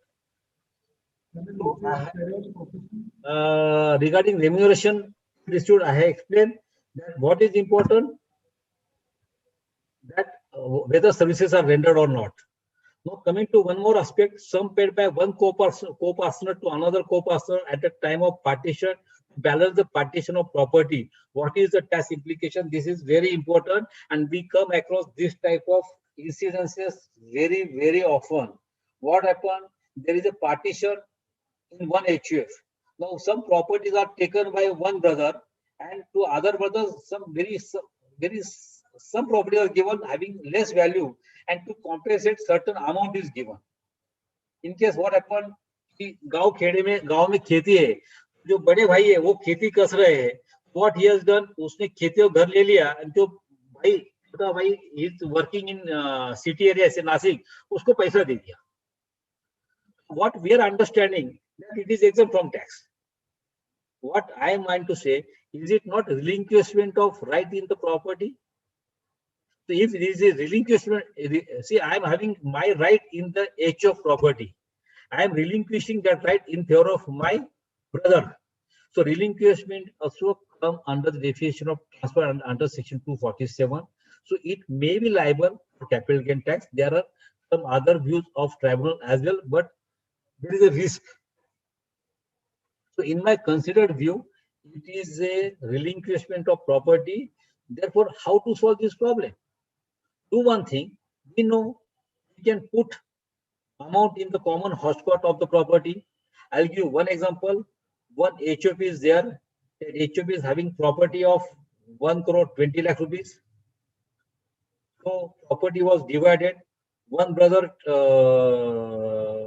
1 crore 60 lakh rupees.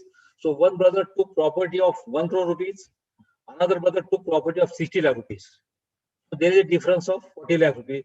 Therefore, the person who has taken property of 1 crore rupee, he paid 20 lakh to another brother. So now there is even partition. The person who has taken property of 1 crore rupees, he has paid 20 lakh to the another brother. So his effective property is 80 lakh rupees. 1 crore minus 20 lakh rupees. The another brother, he has received property worth rupees 60 lakh rupees, but at the same time he has received cash or bank of 20 lakh from his elder brother. So in one case, this 20 lakh can be said to be a sale proceed for the relinquishment of right in the property of 1 crore which is given to elder brother. So instead of that, to avoid the risk, what one should do, the elder brother would put that 20 lakh into hotspot of that H.U.F. It is perfectly valid. So now after partition, that 20 lakh will be taken by a younger brother. So this is also perfectly valid.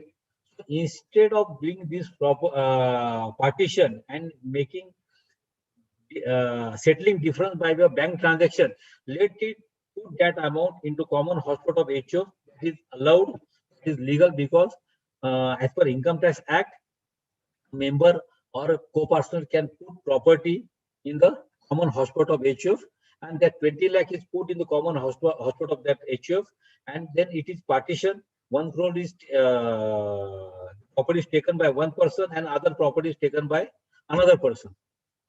So it is only symbolic example. The amount can be changed as per fact of the case, but that will safeguard you or client from the clutches of capital gain tax. Salary paid to member. Whether salary paid to member of H.U.F is allowable as expenditure? The answer is yes. Because if any member of H.U.F is taking part in the conduct of business of that H.U.F, then reasonable salary can be paid to that H.U.F.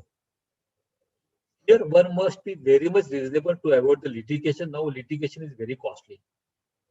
So it is better that you can plan, but you have to prove with the circumstantial evidence that how this salary is useful, what is the nature of what are the nature of duties, what is the qualification, experience of the recipient of that salary. That you have to make out your case, and then you can give reasonable salary. We are giving salary to very old person of that H.U.F, mother of that H.U.F is 80 years of old. So I think it may create some problem. When we are giving salary to member, I think it should be commensurate with the business, his nature, his qualification, his experience, like that. Now in another case, salary paid to Karta by H.U.F, there are multiple decisions. In some decision, it is held that it is the duty of the Karta to take part in the conduct of business. Why salary should be paid? If it is duty, if he is giving services out of compulsion, because it is his duty to look after the affairs of H.U.F. So salary is not allowed as a deduction to if salary is paid to Karta. However, in certain cases, it has been held that if you prove that he is giving is taking some extra efforts. He's doing something abnormal. Okay, it is expected that Karta would look after the affairs of the H.U.F, but those are normal duties. But here the Karta is performing something different, and salary is paid for that extra efforts taken by Karta. In that case, salary would be allowed. Again, it depends upon fact and circumstances of the case, how you make out your case. Property is bequeathed by will of father. Now here, intention of the testator is very important. What we have to see whether it is a HO property or individual property. If it is bequeathed by will, we have to trace in the will that whether that assessee should enjoy the property without any restriction with full powers of alienation. If it is the case, then it is individual property, even though it is mentioned that the property is given to the H.U.F. But if the powers to enjoy that property was given to the person individually, and he has got complete power of alienation without any restriction, then circumstances show that that property is individual property. So when there is a will, if we are drafting any will, if any property is given by way of will, that only one para is not important, that this property is given to the H.U.F of Mr. X, one other para should not contradict this para. We have to take care. Then, no proof of ancestral source of business property, that is no pre-existing right in favor of assessee to create family arrangement like that. Now another, it was not stated that the donee would take property as head of their family units. There being no indication of the property to HO property, hence income assessed as individual income. So in case any property is bequeathed, transferred by will, then we should take sufficient care that there should be a clear-cut direction that property is being given to the HO. And another one more thing, that in another para there should not be any contradiction to this statement.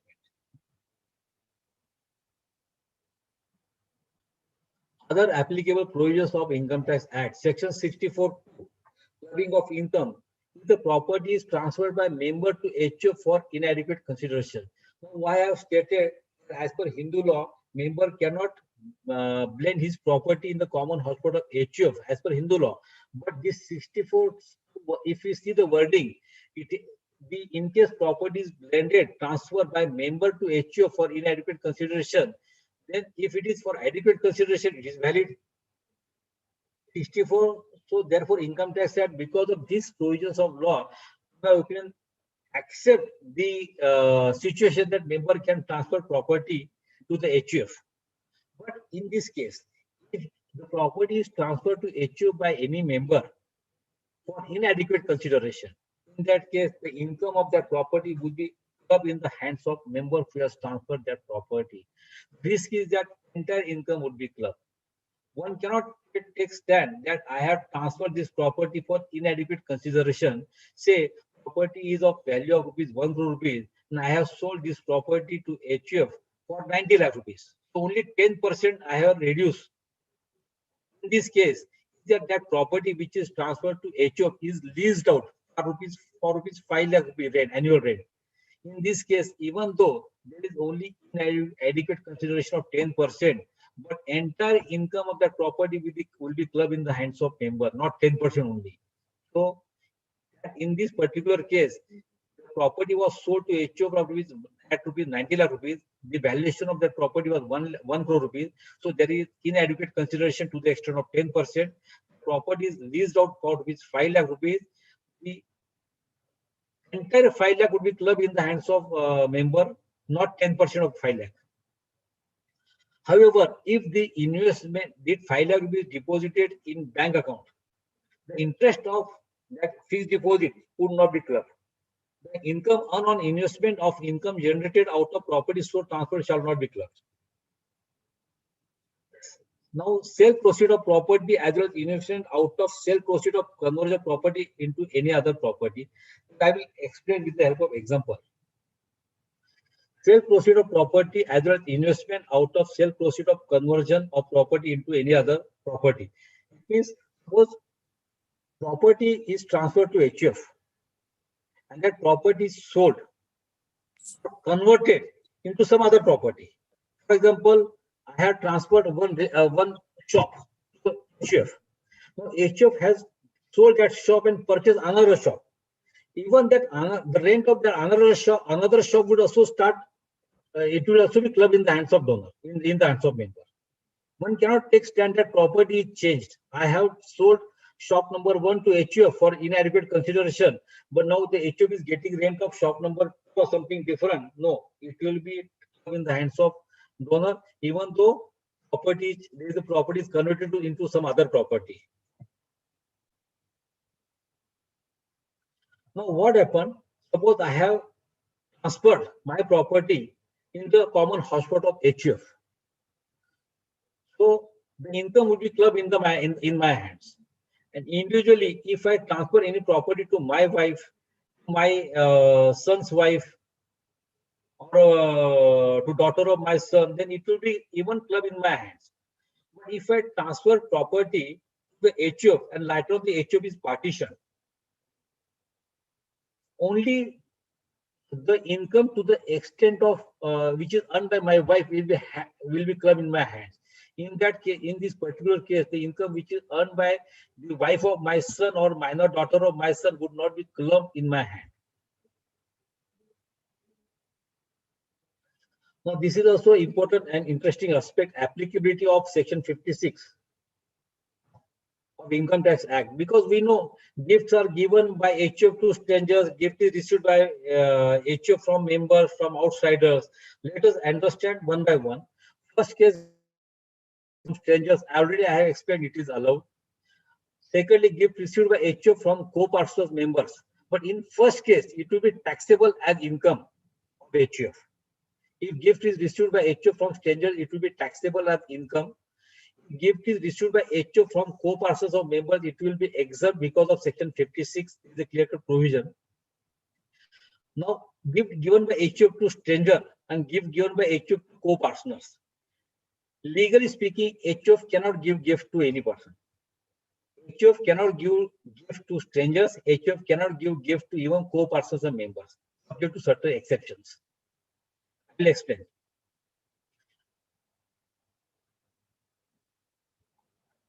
Before I explain, I'll touch upon one practical issue.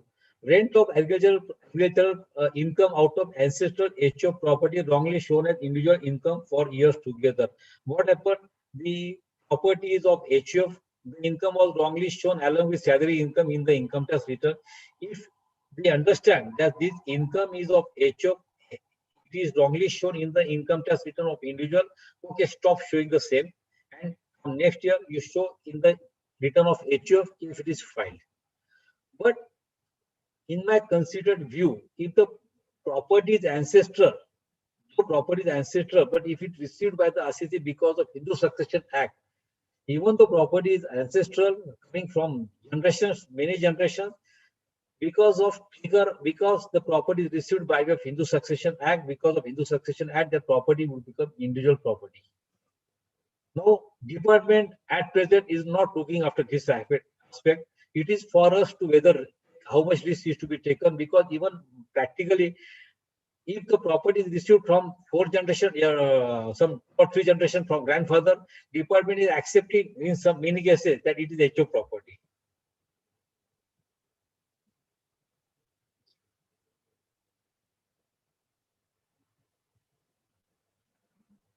Can H.U.F enter into partnership? The answer technically is no. Technically, because we have come across many partnership agreement where H.U.F is partner and it is accepted by bank, it is accepted by department, it is accepted by everybody, because H.U.F as such cannot become partner in firm, but a karta can become partner on behalf of H.U.F in the partnership firm. Why there is a difference in becoming partner by H.U.F and becoming partner by karta on behalf of H.U.F? Because if the karta has become partner in any one firm, that will not give right to other co-partners to take part in the management of the firm and to sue for its dissolution.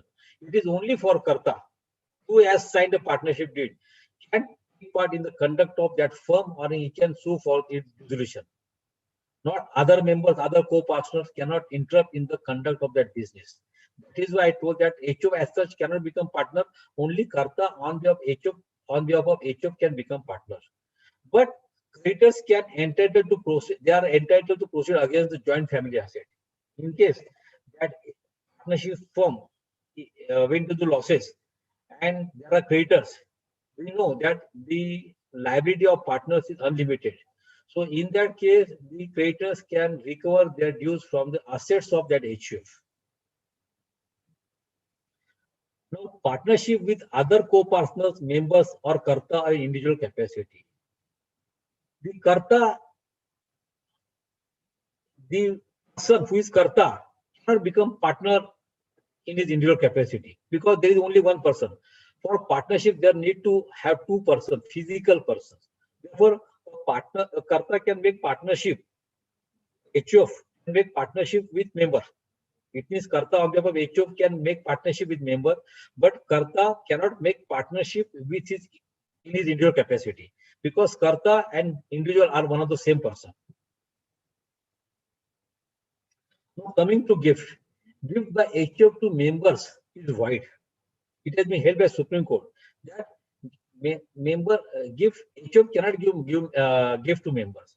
It will amount to partial partition. It will amount to partial partition. Now, in one case, we know that earlier there was gift tax. The person giving gift was required to pay tax. In one case, the gift was given by H.U.F to its members. When gift tax proceedings were initiated, later in the court, he took the stand that, look, I have given gift to member which is void. If the transaction is void, don't levy me gift tax. The court accepted this contention even at later stage. The gift itself is void, therefore no gift tax is levied. Gift of movable property versus gift of immovable property and P.O.'s purpose. This P.O.'s purpose is very important. Earlier, I have stated that gift by H.U.F to member is void. It is subject to one condition, that if it is given in customary fashion, customary way, as per custom of that family, or for P.O.'s purpose, then it is allowed. So there can be a situation that in one family there is a custom that at the time of Diwali, at the time of any other birthday or any other say Raksha Bandhan or any other occasion, some gifts are given to that member, some members. Then it is a custom of that family that give out of H.U.F fund, for it is reasonable and as per custom it is allowed. There can be a situation in one family that in particular occasions certain gifts are given, are required to be given to say certain ladies in the locality. Certain gifts are given to certain Brahmins or some other person. Then that is called P.O.'s purpose. Then it is as per custom of that family. Then it is also allowed. It will not be treated as gift. Gift by co-parcel of his undivided interest in H.U.F. We know that in each and every H.U.F, every co-parcel has got his interest. He cannot give an undivided portion of his co-parcel right to any other third person. If at all, if he want to gift his share in that property, he has to first of all get that property partition. He will get that property in individual capacity, he can gift. So long as properties of H.U.F are undivided, any person cannot gift his undivided share to any third party. However, renunciation is made for benefit of other co-partner, then it is valid. It means suppose if anybody, any co-person renounce his share in favor of other co-person or other member, it is valid because family is not under dispute. There is no threat of any third party to family. So renunciation in favor of the members of that family is allowed, but gift or renunciation or sale of undivided share in the property is not allowed. Gift by sole serving partner. If there is one H.U.F, only there is one co-partner sole serving, and it is not, there is no possibility of proceeding that family further, then he can gift because basic concept that proceeding of the family is not there. Therefore, he can give the property of H.U.F. For it, he is taking care of other members who are not co-partners. The Karta of H.U.F is not empowered to gift strangers. Such gifts are void or voidable. Because suppose one H.U.F gives rupees 2 lakhs to any one person, but if nobody has taken objection, then that gift, though void, it has become voidable because nobody has taken objection. Money has moved, so it becomes valid gift because nobody has taken objection. So there is a difference between void and voidable. So cash gift already I have stated that stand on different footings. Gift of a reasonable amount which is occasionally given depending upon the accepted customs cannot be considered invalid.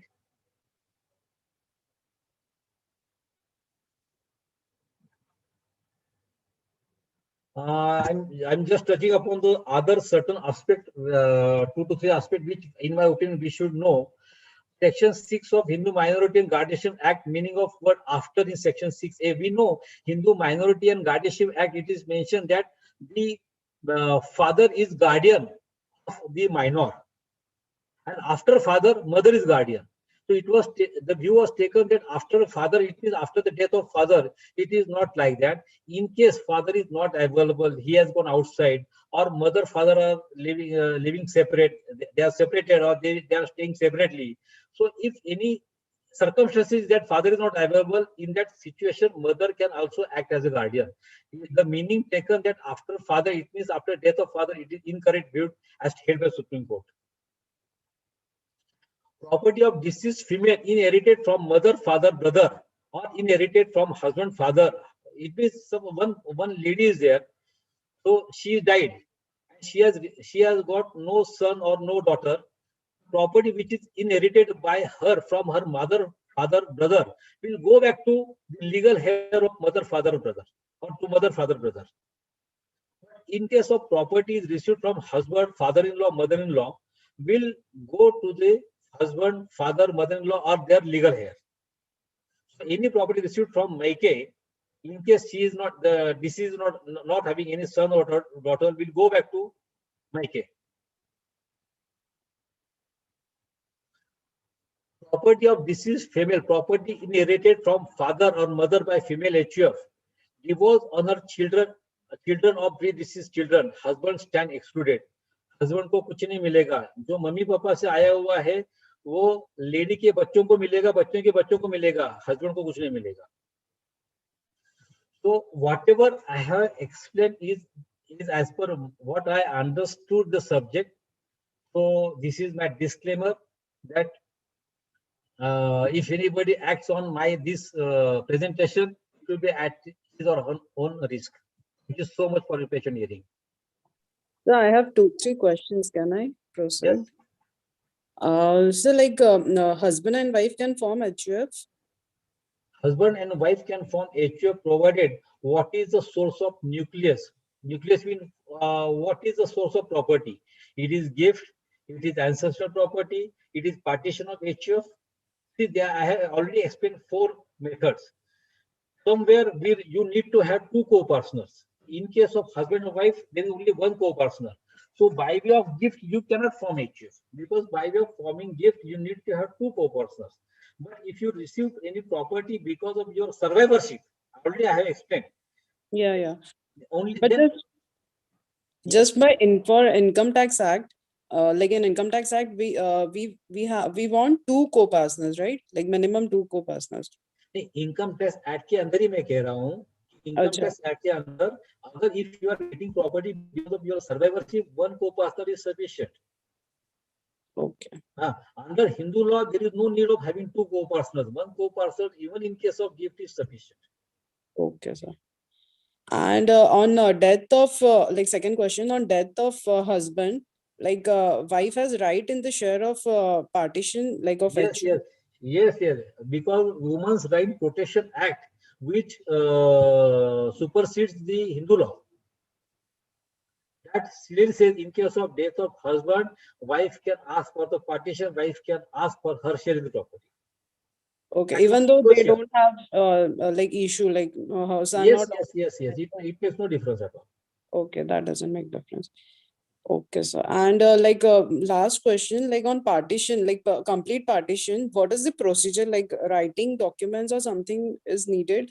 Like Yes. See, first of all, you analyze whether that H.U.F was assessed to income tax or not assessed to income tax.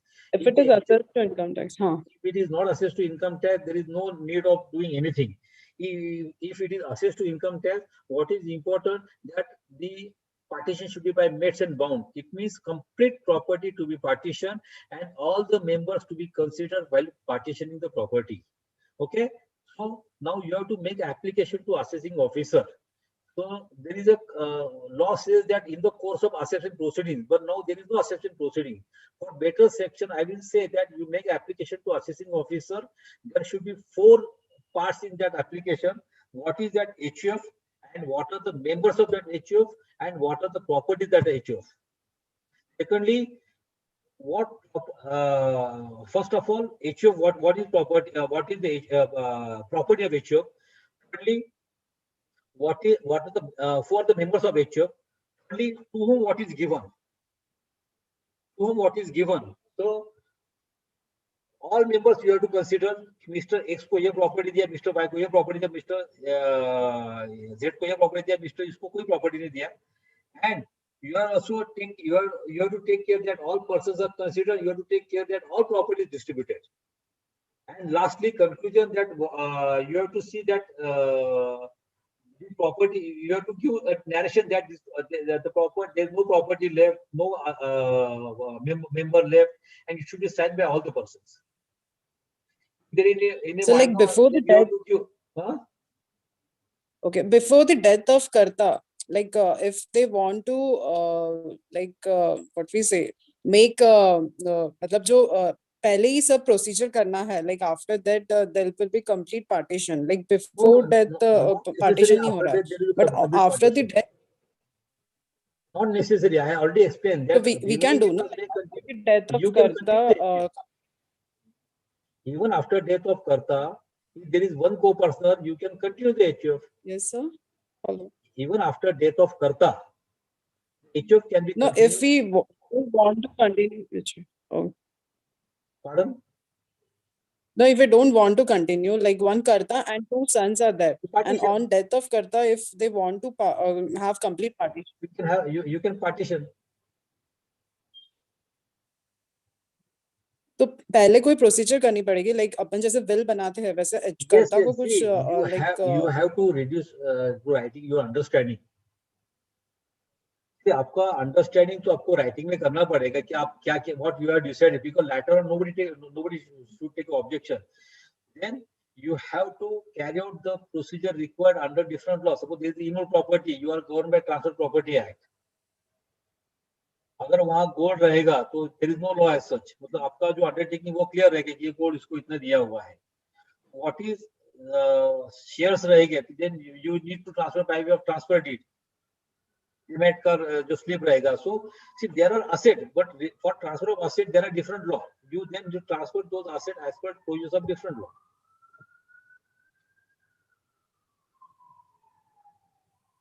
Okay, means we can make like will, no? Like before death of Karta, like Karta can. Yes, it's understanding only. You have to reduce it writing understanding.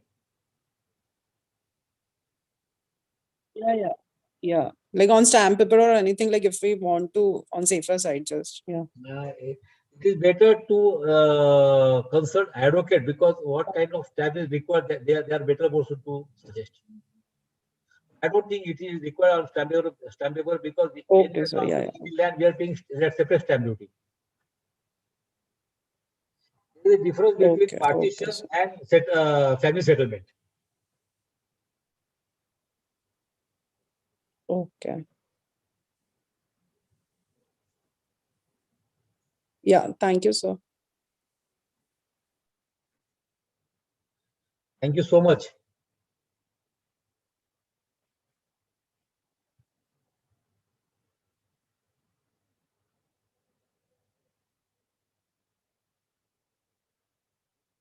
I think organizers are not there.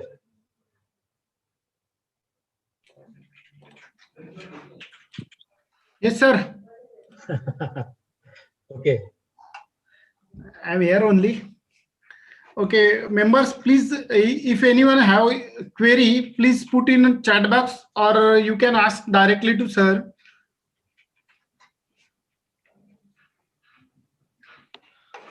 Hello. Yes. So one more question. Like HUF can have business, like as we discussed. So which kind of business HUF can have? With the help of H.U.F fund, you can do any business. H.U.F can have industry, H.U.F can do trading business. What is important, that business should be carried out with the help of infrastructure of H.U.F. There should not be any personal skill Okay, so yeah, involved. that's it. Because Okay. one advocate has asked me one question whether I can practice in my H.U.F capacity. I said no. Yeah. Sir, Okay. one question is there. If a husband, a wife, and two minor daughters can form HUF. Yes, the daughter has been given co-personal status from September 2005. So minor are as good as husband, as good as brother. अभी कोई फर्क नहीं daughter के अंदर and daughter सन कोई फर्क नहीं है दे आर को पर्सनल दे कैन बिकम करता कोई प्रॉब्लम नहीं है दे कैन फॉर्म एचयूएफ पहले लॉ था जब लड़की को को पर्सनल स्टेटस नहीं दिया था देन देयर आर डिसीजंस की लड़की को पर्सनल नहीं देयर आर नो को personnels therefore in that case HUF was not allowed but because of change in Hindu law now you can form HUF with the help of daughters co partners. Okay, Prashant sir want to ask anything? I think something want to ask.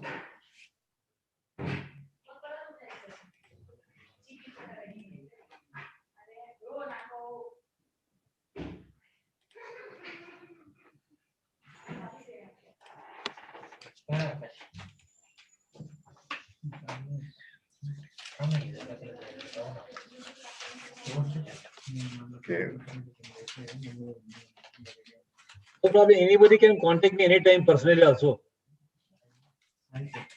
Yes, if any member have any query, they can mail to branch. We will forward it to sir. Sir will directly answer your queries. Dhananjay, यांना unmute कर ना. Prashant sir, you are unmuted now. प्रशांत छोरिया नाही होते माझ्याकडनं.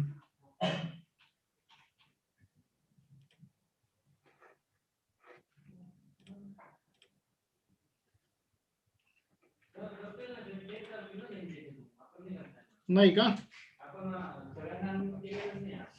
Okay.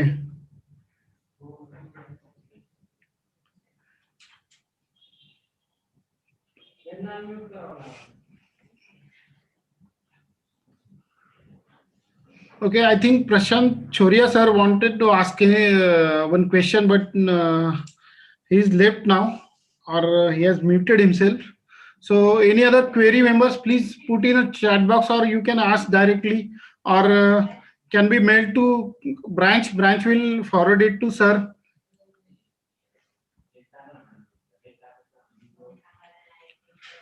Okay, sir, I think there is no query left, so we will conclude now.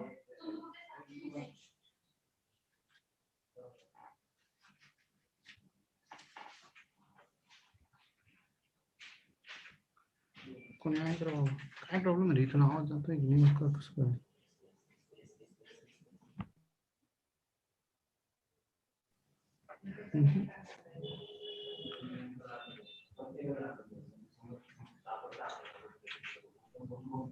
Hello. Yes. Sir, I have one question. Yes, please. In case of this, HUF cannot give this to anyone. Only it can be given if there is a custom in the family. आवाज नहीं आ रहा कुछ भी. We are not getting you. Can you put it in chat box? Okay, no problem.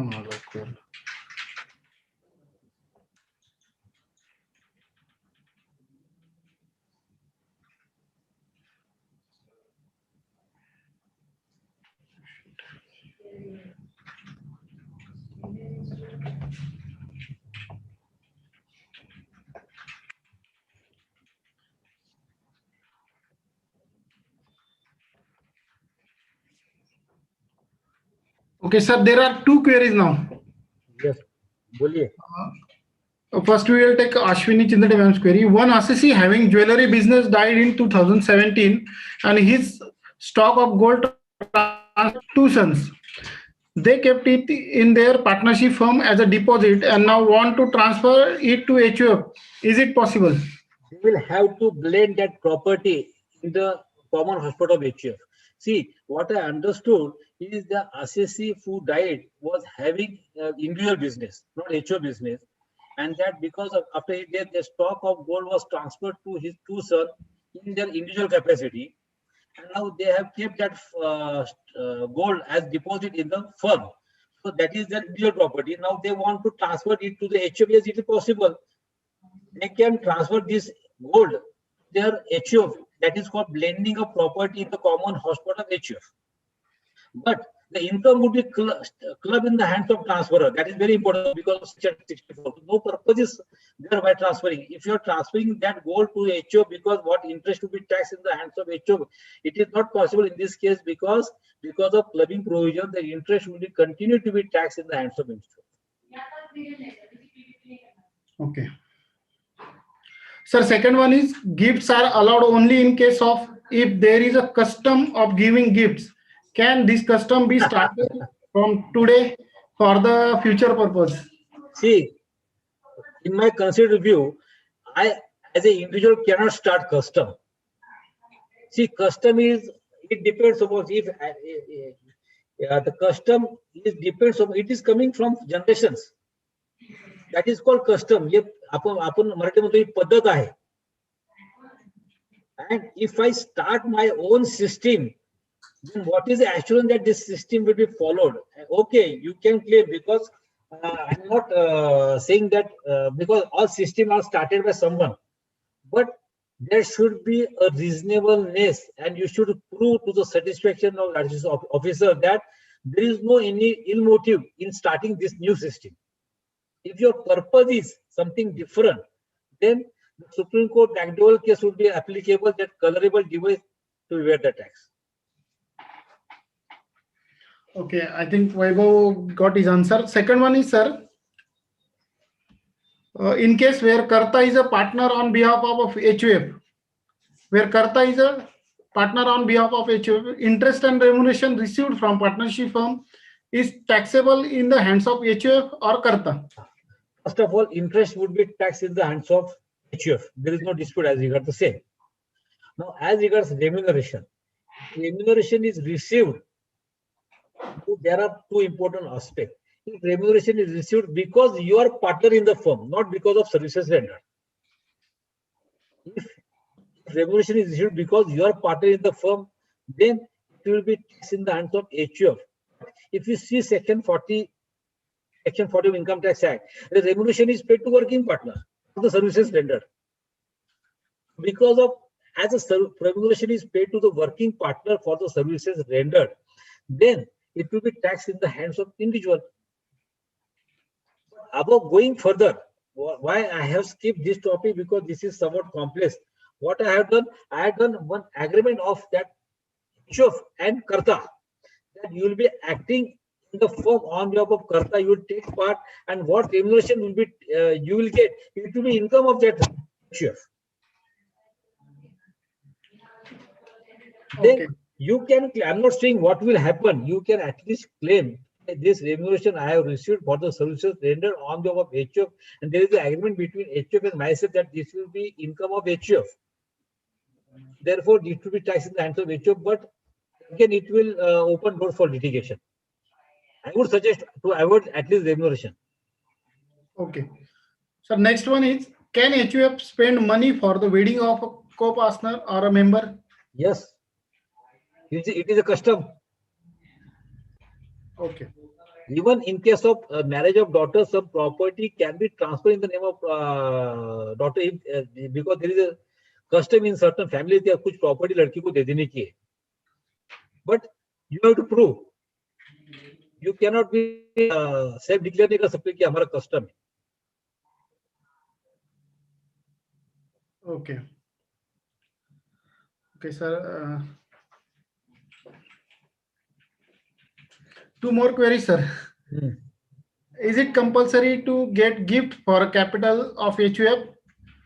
And Karta can transfer money for I have capital. already explained there are 4 methods by which you can form HUF. Number 1, partition of HUF. You are the big HUF is partner. You can blend your property. You can get gift also. So there are different methods. It is not compulsory to get that there should be gift. Okay. Can HUF pay medical expenses of Karta or any co-partner? Yes. Can HUF spend money for construction of house property of a member's co-partner? HUF can spend money for house property of co-partner, no problem at all. But that will be shown as loan. HUF property can be considered out of the funds of HUF, but you cannot show it gift because it cannot be gifted.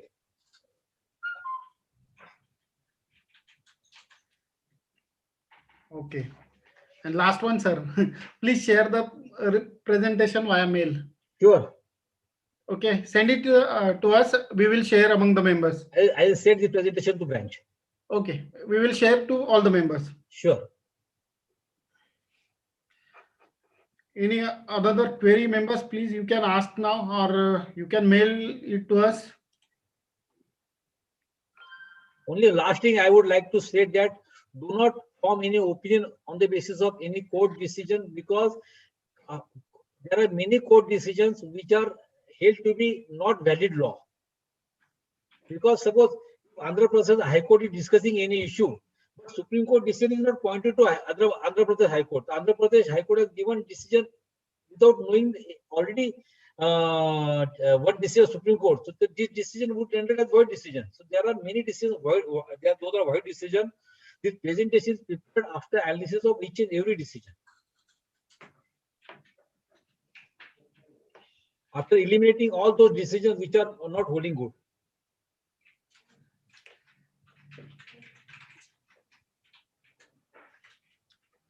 Okay, there are no queries now, sir. Let's assume that all the queries of the members are solved, or they will send it to us to branch, and then we will convey to you. Okay, let's. I think now we should conclude this session.